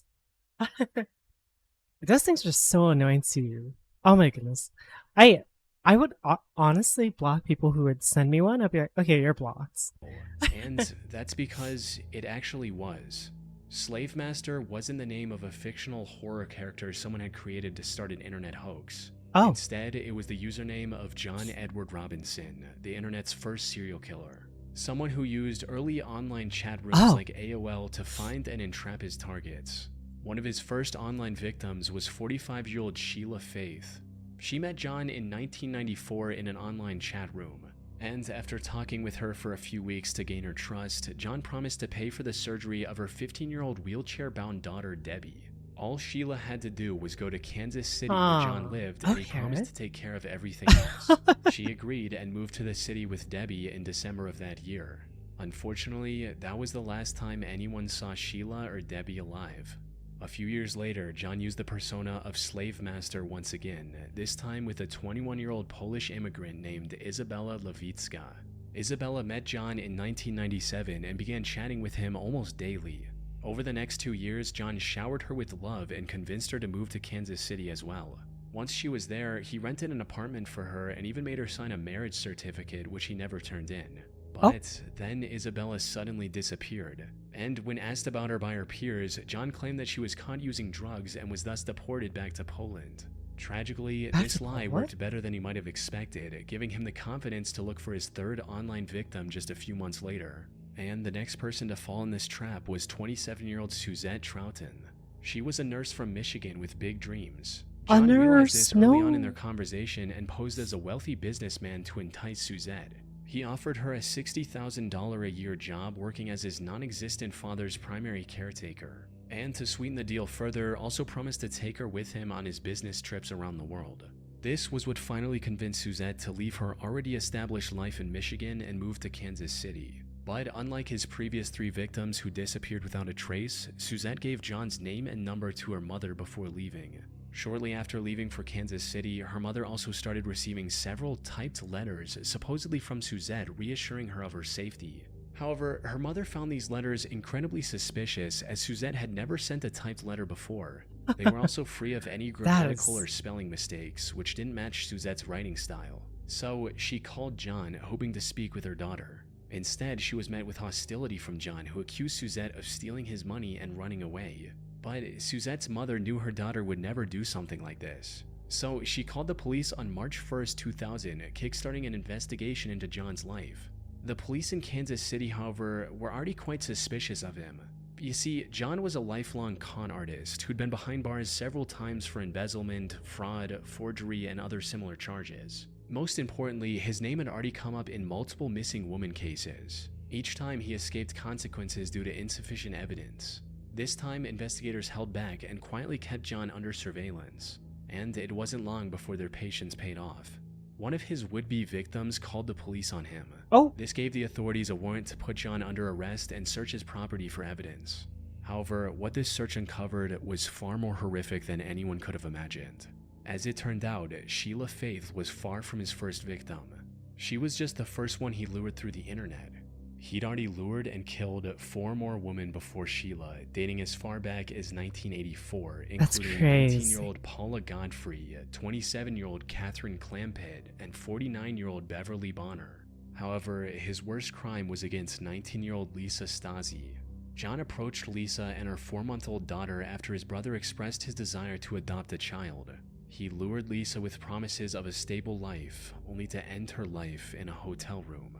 He then gave Lisa's 4-month-old daughter to his brother, claiming that she was an orphan, and even pocketed $5,500 from them in legal fees. After Excuse me? Searched his That's property with cadaver bots. dogs and discovered multiple oil drums filled with the rotting remains of his victims. He was convicted in January 2003 and Look at received that 5 life face. sentences Hi, without Zay. the How are you possibility doing? of parole, along with a death sentence for his crimes. Markovian parallax denigrate. On March 11, 2004, American journalist and U.S. Congress worker Suzanne Lindauer was arrested by the FBI on suspicion of being a spy for Iraq.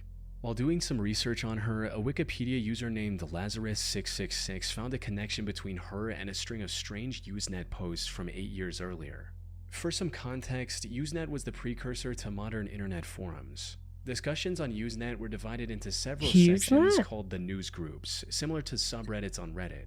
Now, spam on Usenet wasn't exactly rare. Shady companies often made promotional posts in an attempt to market their products for cheap. However, on August 5, 1996, several groups were flooded with tens of thousands of posts that looked like regular spam at first, but a closer look revealed their true intention, or lack thereof. Just showing? Put simply, God. these posts were mostly complete gibberish, with seemingly random strings of words formed into paragraphs.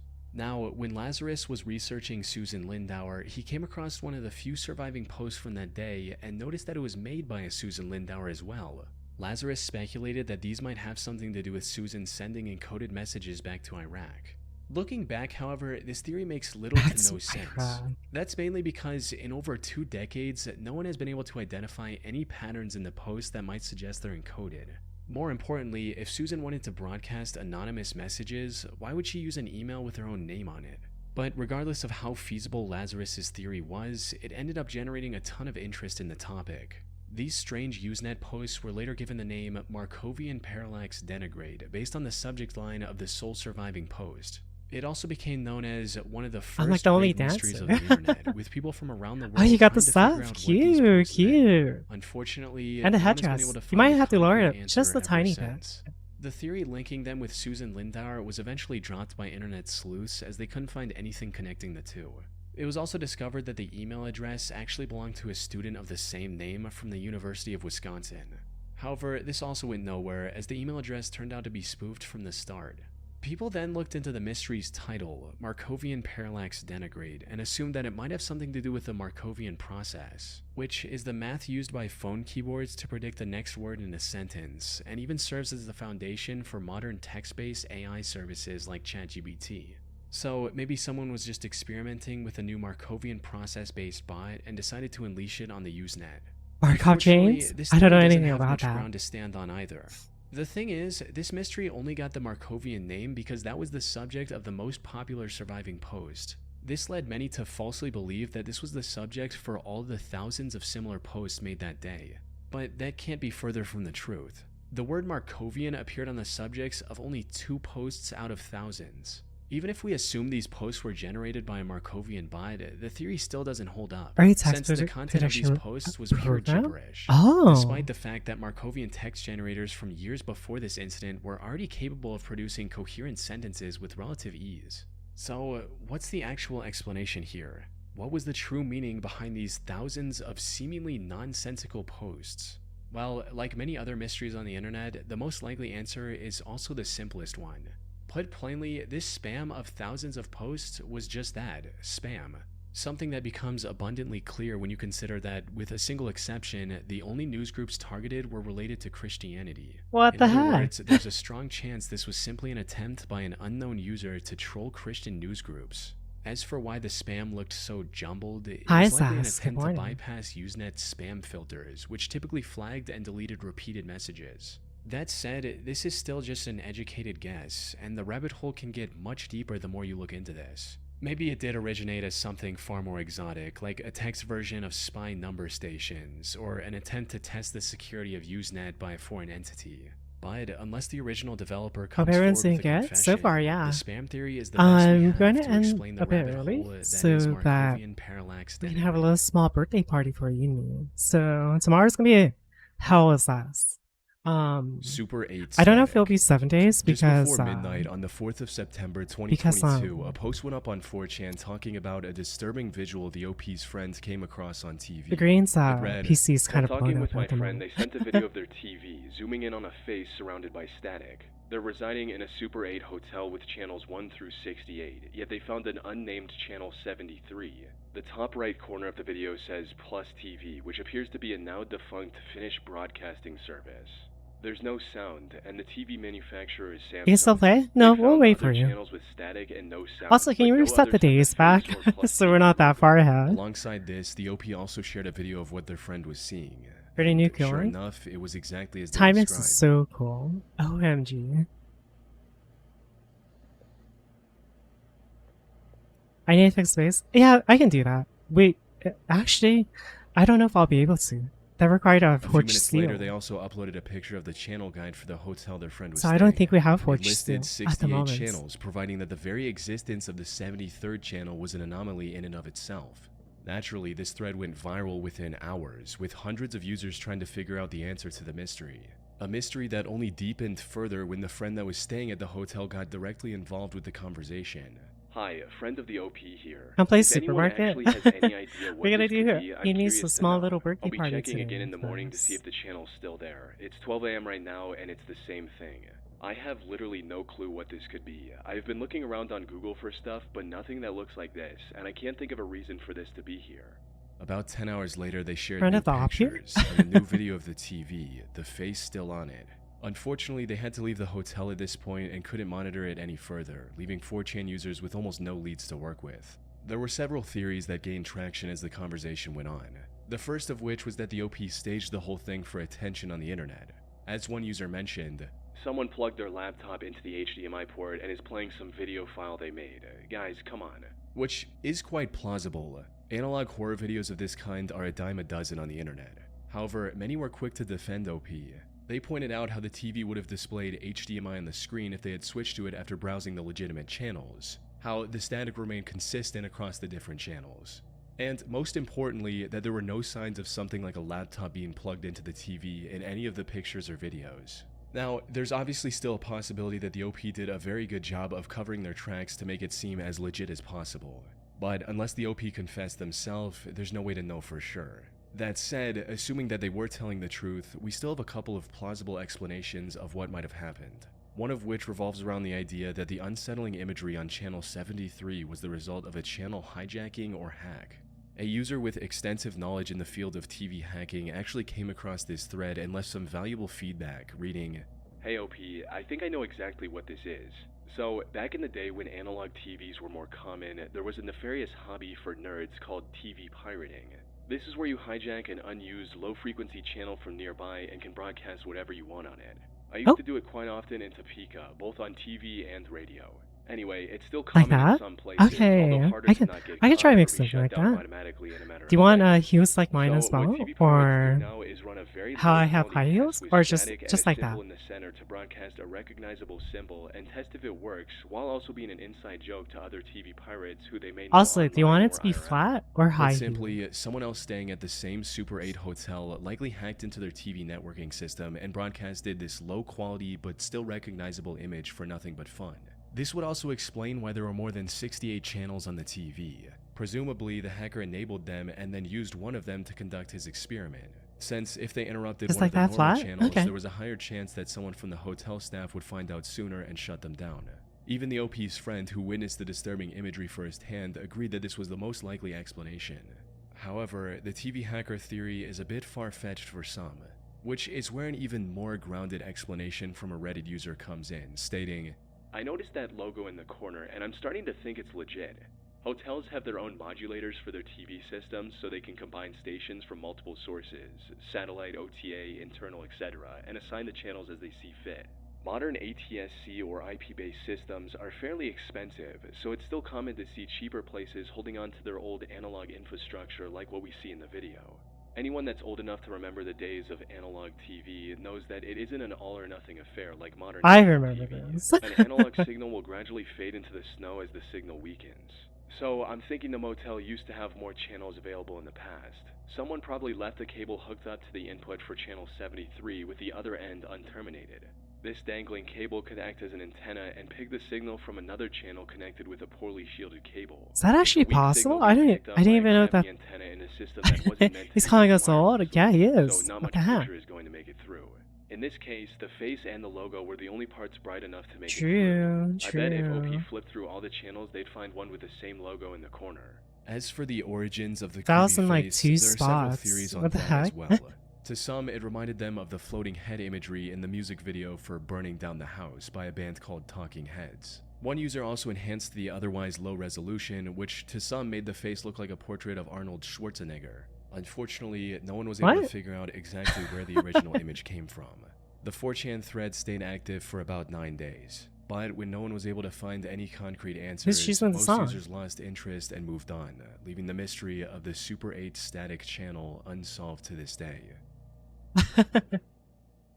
Something I've caught myself doing way more often than I Oh, should here comes is the laying in ad. bed at like midnight, scrolling on my phone, and suddenly I'm convinced that this niche symptom I just started experiencing is the result of some life-threatening disease leaving me only days to live. I will go down the full doom scroll spiral, forums, trusted websites, random Reddit posts, and it pretty much always leaves me more stressed than before I started, because in that moment there's nothing I can really do. That is where today's video sponsor ZocDoc comes in. ZocDoc is a free website I ordered where you 30. can search and compare high-quality in-network doctors, choose the right one for your needs, and click to instantly book an appointment. From mental health to dentistry, eye care, skincare, and everything in between. With ZocDoc, you can filter for doctors by insurance, location, and specialties, and see reviews by verified patients so you can choose the best, most convenient care for you and instantly book a visit with just a few clicks. Plus, ZocDoc helps you get appointments fast, typically within just 24 to Is Amy 72 there? hours You of need booking, me. and you You can need even score track. same-day appointments. Oh, I No gotta need to fix some call rating doctor's issues. offices or wait on hold. Oh, I really Start gotta getting fix the this care you rating need issues. by going to ZocDoc.com/chilling scares to find and instantly book a Why is the top-rated rating like doctor that? today. Thank Okay, you so much I'm to ZocDoc for gonna have to partnering fix the with us. rating.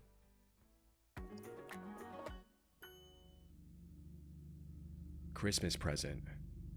On the 20th of December 2018, a post appeared on the B or random board of 4chan with a vague statement from OP reading, Yeah, I'm gonna have to Be fix here your in rating. the 2312 Just a little. 2018, Or a lot. GMT +1. That's not You normal. don't want to miss this.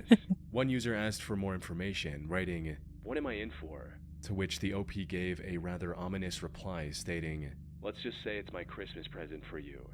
The OP went dark after posting this reply and didn't make any other posts until 3 days later, just as he promised. Are you ready? How do Sorry, you party? guys, 2 beers I'm gonna end left, stream and in I will go a for it. It will ruin my life in a for moment. years, so I need to get some courage. Your small Initially, little most party. users were either What do you want to do confused due for to your the birthday? OP's vagueness or sympathetic Yeah, that's towards him, right. with one person It's her writing, birthday today. Go for Woo. what?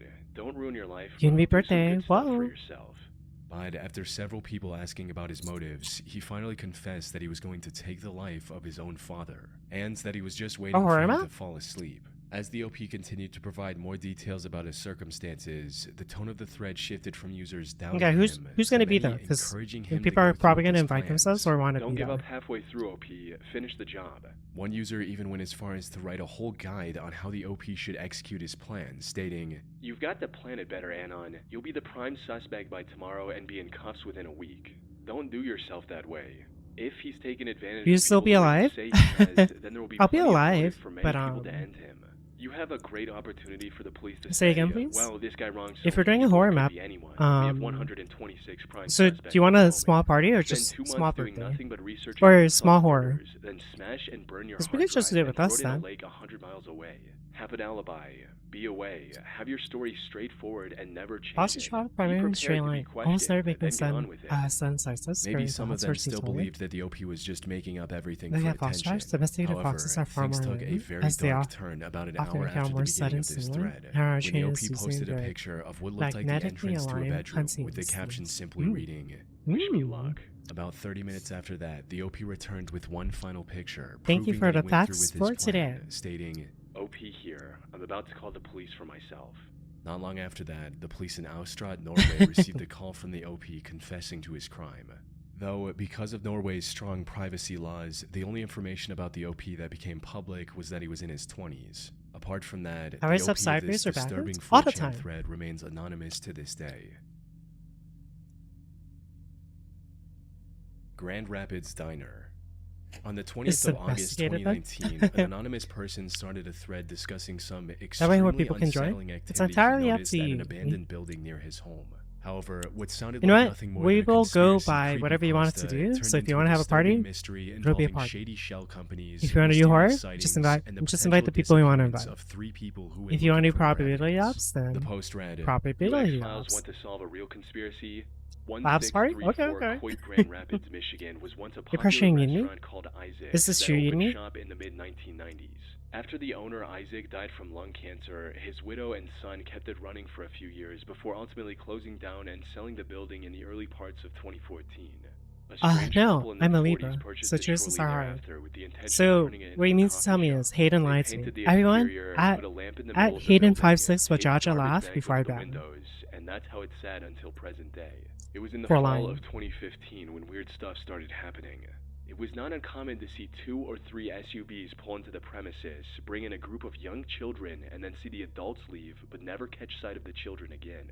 The reason I'm posting this is because I was just walking my dog past the building tonight when I saw a kid about 10 or 11 pull down a corner of one of the garbage bags taped over I'll the just park window it and for now proceeding then. to pound on the glass Okay, as if trying chat, to get my I'm going attention. to end I stream pulled out my camera just to a get bit early. but right before the flash Tomorrow, went off, he was if it's seemingly not 7 pulled away days, by it's someone. going to be hell as I us. stood around for several more minutes, but the building seemed empty So yeah. from that point forward. The police were called, showed up, flashed their lights Because in the window, Yumi has to and sleep didn't see anything early and as just well took off. for No work. one is taking this seriously. So, I'm telling you, something nefarious yeah. is going on here. Put simply, the Good OP shit. was I implying mean, that this it's almost the abandoned 3 building was hours. the It's operating 2 hours and ground 20 for a minutes. trafficking ring of sorts, which does sound a bit out there at first, with some even accusing the OP of straight Auto up depth making being the whole clear. thing up. Mm-hmm. That is, Thank you until very people much. started We have a looking new into sub it. goal as well. And what they discovered was concerning. At to say the 300? least. Wow. For starters, users uncovered Twitter the fact that the face property reveal, was owned kind by a of. company called Humanix Amazing. LLC, すごいですわ。 which to some sounded a lot like a mix of words human and traffic. But it has to be a total of The company's 300. Why is headquarters it were at 1 out publicly of listed as a 300? house just a 7-minute drive away from the abandoned It should be diner. total. And visiting the place on Google Street View from 2019 shows an SUV and a van parked outside, just like the OP claimed in Oh its wait, post. the VR At depth's one not point, the cleared Street View yet. car also captured a handful of children That's in the house's 1080. yard, We're only at which some used as 10. evidence of something shady going on. So However, we're from the looks of $80 things, off. these children were just playing in the yard with no fence or supervision. So, if they were truly being trafficked, there was nothing stopping them from running away. But still, the evidence 1080p? supporting OP's Yeah. claims was continuing to pile up. Another strange thing about Humanix was that it had a reported yearly revenue of over $92,000, despite no one being able to find any Abducting information on machines. where this revenue Yeah, I came have from. one. I'm As for the still listed using it owner of right now. Humanix, that turned out to be an IT professional named Ray. However, he didn't list anything about Humanix on his LinkedIn profile, which would make sense if Because he I was was truly like, using this the is so company good for when illegal I'm just like activities. sitting Lastly, down the and just photo doing OP work. uploaded with his original post also turned out to have a crucial piece of evidence. You see, in order to confirm So the OP I'm was gonna actually have the like one who took this strong picture, thighs other users made to him post suffocate another picture with a Unique, timestamp. Aya, the However, while girls, the background of and this new yeah. photo looks similar to the And previous they're not one gonna at die first by glance, suffocating keen-eyed by users noticed a my shadow from behind the thigh. door was missing in the They're second gonna die photo, by suggesting drowning. that there was someone hiding How behind yes? the door who later moved It's away. because the sweat will Likely roll the same down person into who in their the OP nostril, story pulled the and there will be a child away lot from of the sweat, window. and that's These how they discoveries, combined with some drown. users from that area backing up OP's claims, made 4chan users I want extremely to curious too. about what was going on.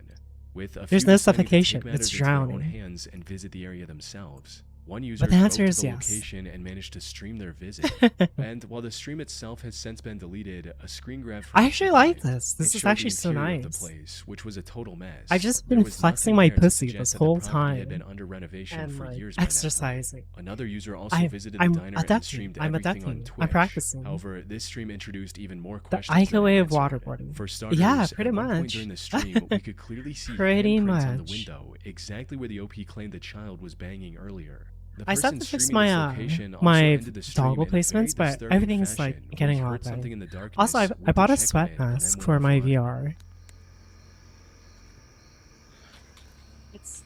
Okay, I thought I heard something back here. Yeah, pretty much, yeah. Since I'm using the pool life thing, I was like, I might as well just get it. It's fine. Nope. Okay. So you can collect your sweat and sell it.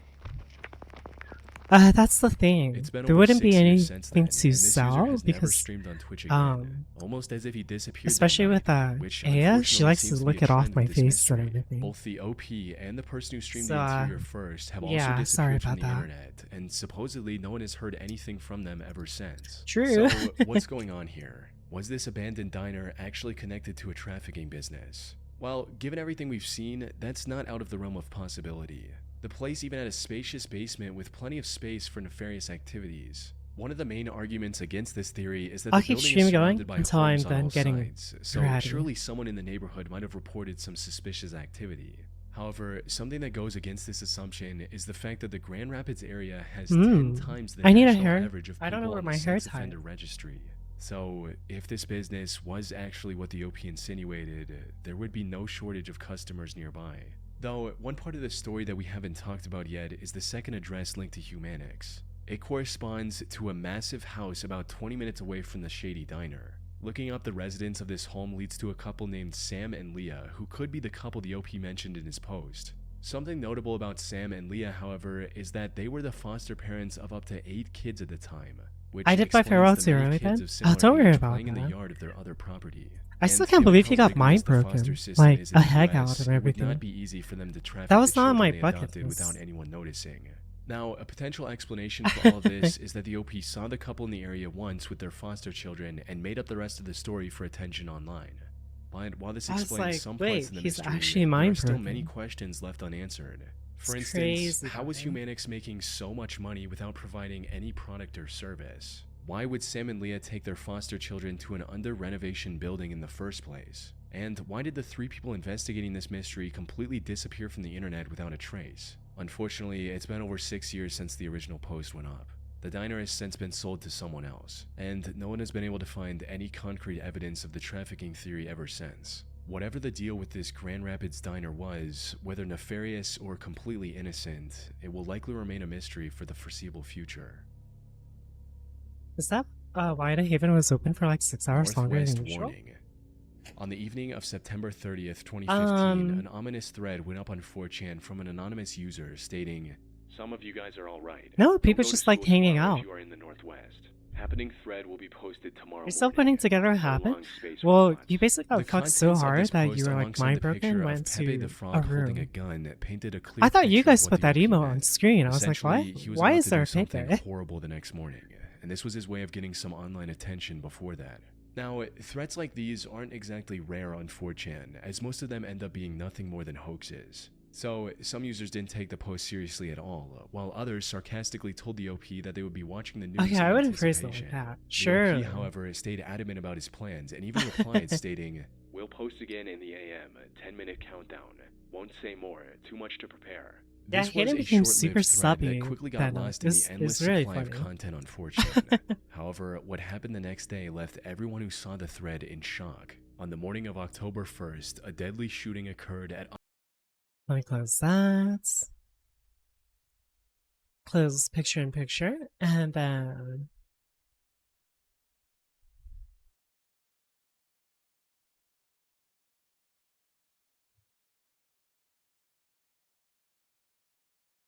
okay.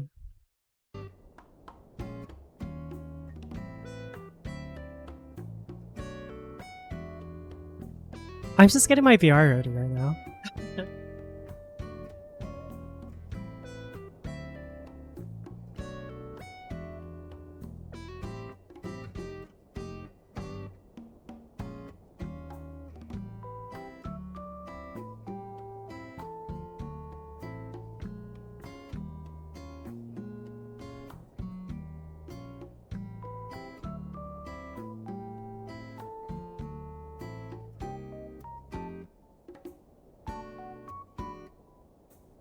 I still find it heartwarming after the fact how concerned folks were. Yeah, because you got your little pussy all broken into and everything, so it's like, you know, we care for you.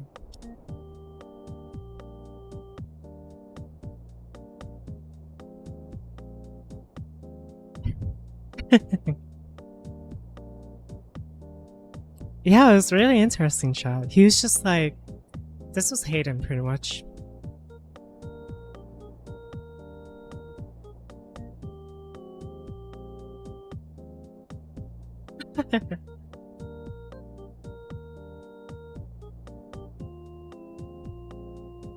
Does Hayden's pussy be popping? You were there. He got more than just pops.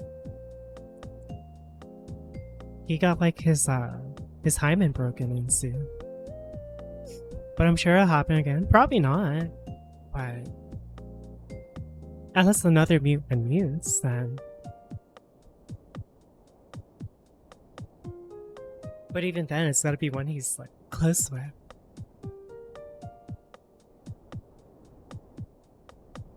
I took a nap and came back too late. Yeah, it do be like that. You know what you must do. What the heck?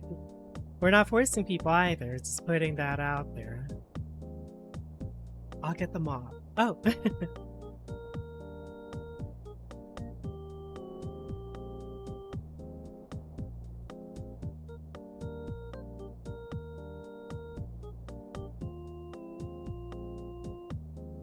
Okay, I am almost VR ready.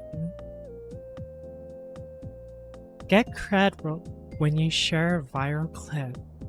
100 views, 10,000 views, 100,000.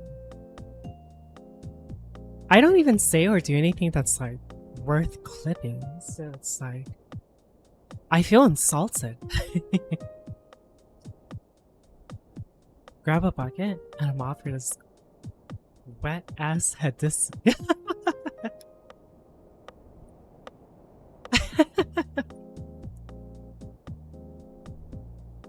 I like that. I think you're very clippable. You want me to clip ichisms? What does that even mean? What is ichisms?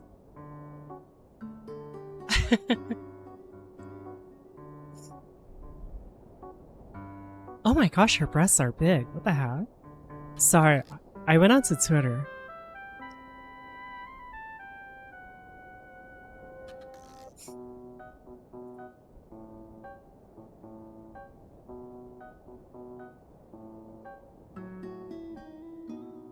That's ichism. Sure. I've been wanting to get close like that as well. I've told them about it, but Yumi and Val were like, yeah, we go based off the clips. So it's like, oh, okay. But I guess this right. Oh no, you guys said this to me. Now I'm doom scrolling. Oh my. SpongeMan Ice Cone. What?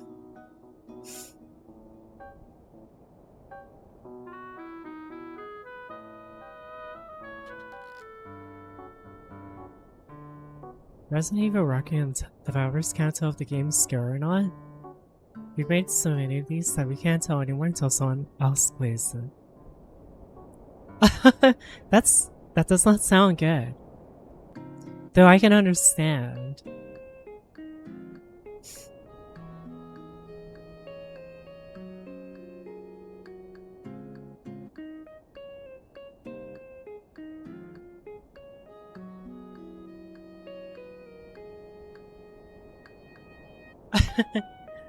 Okay. Chat, I'm getting early today. But tomorrow I will start normal because yeah, I got all my model stuff and everything done for the most part. So yeah.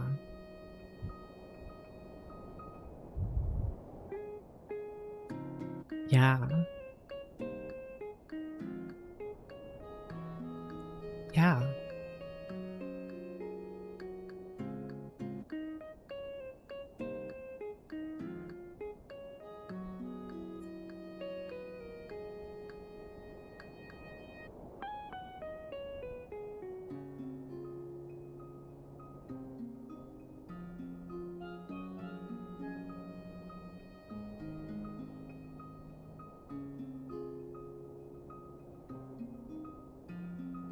What is this video?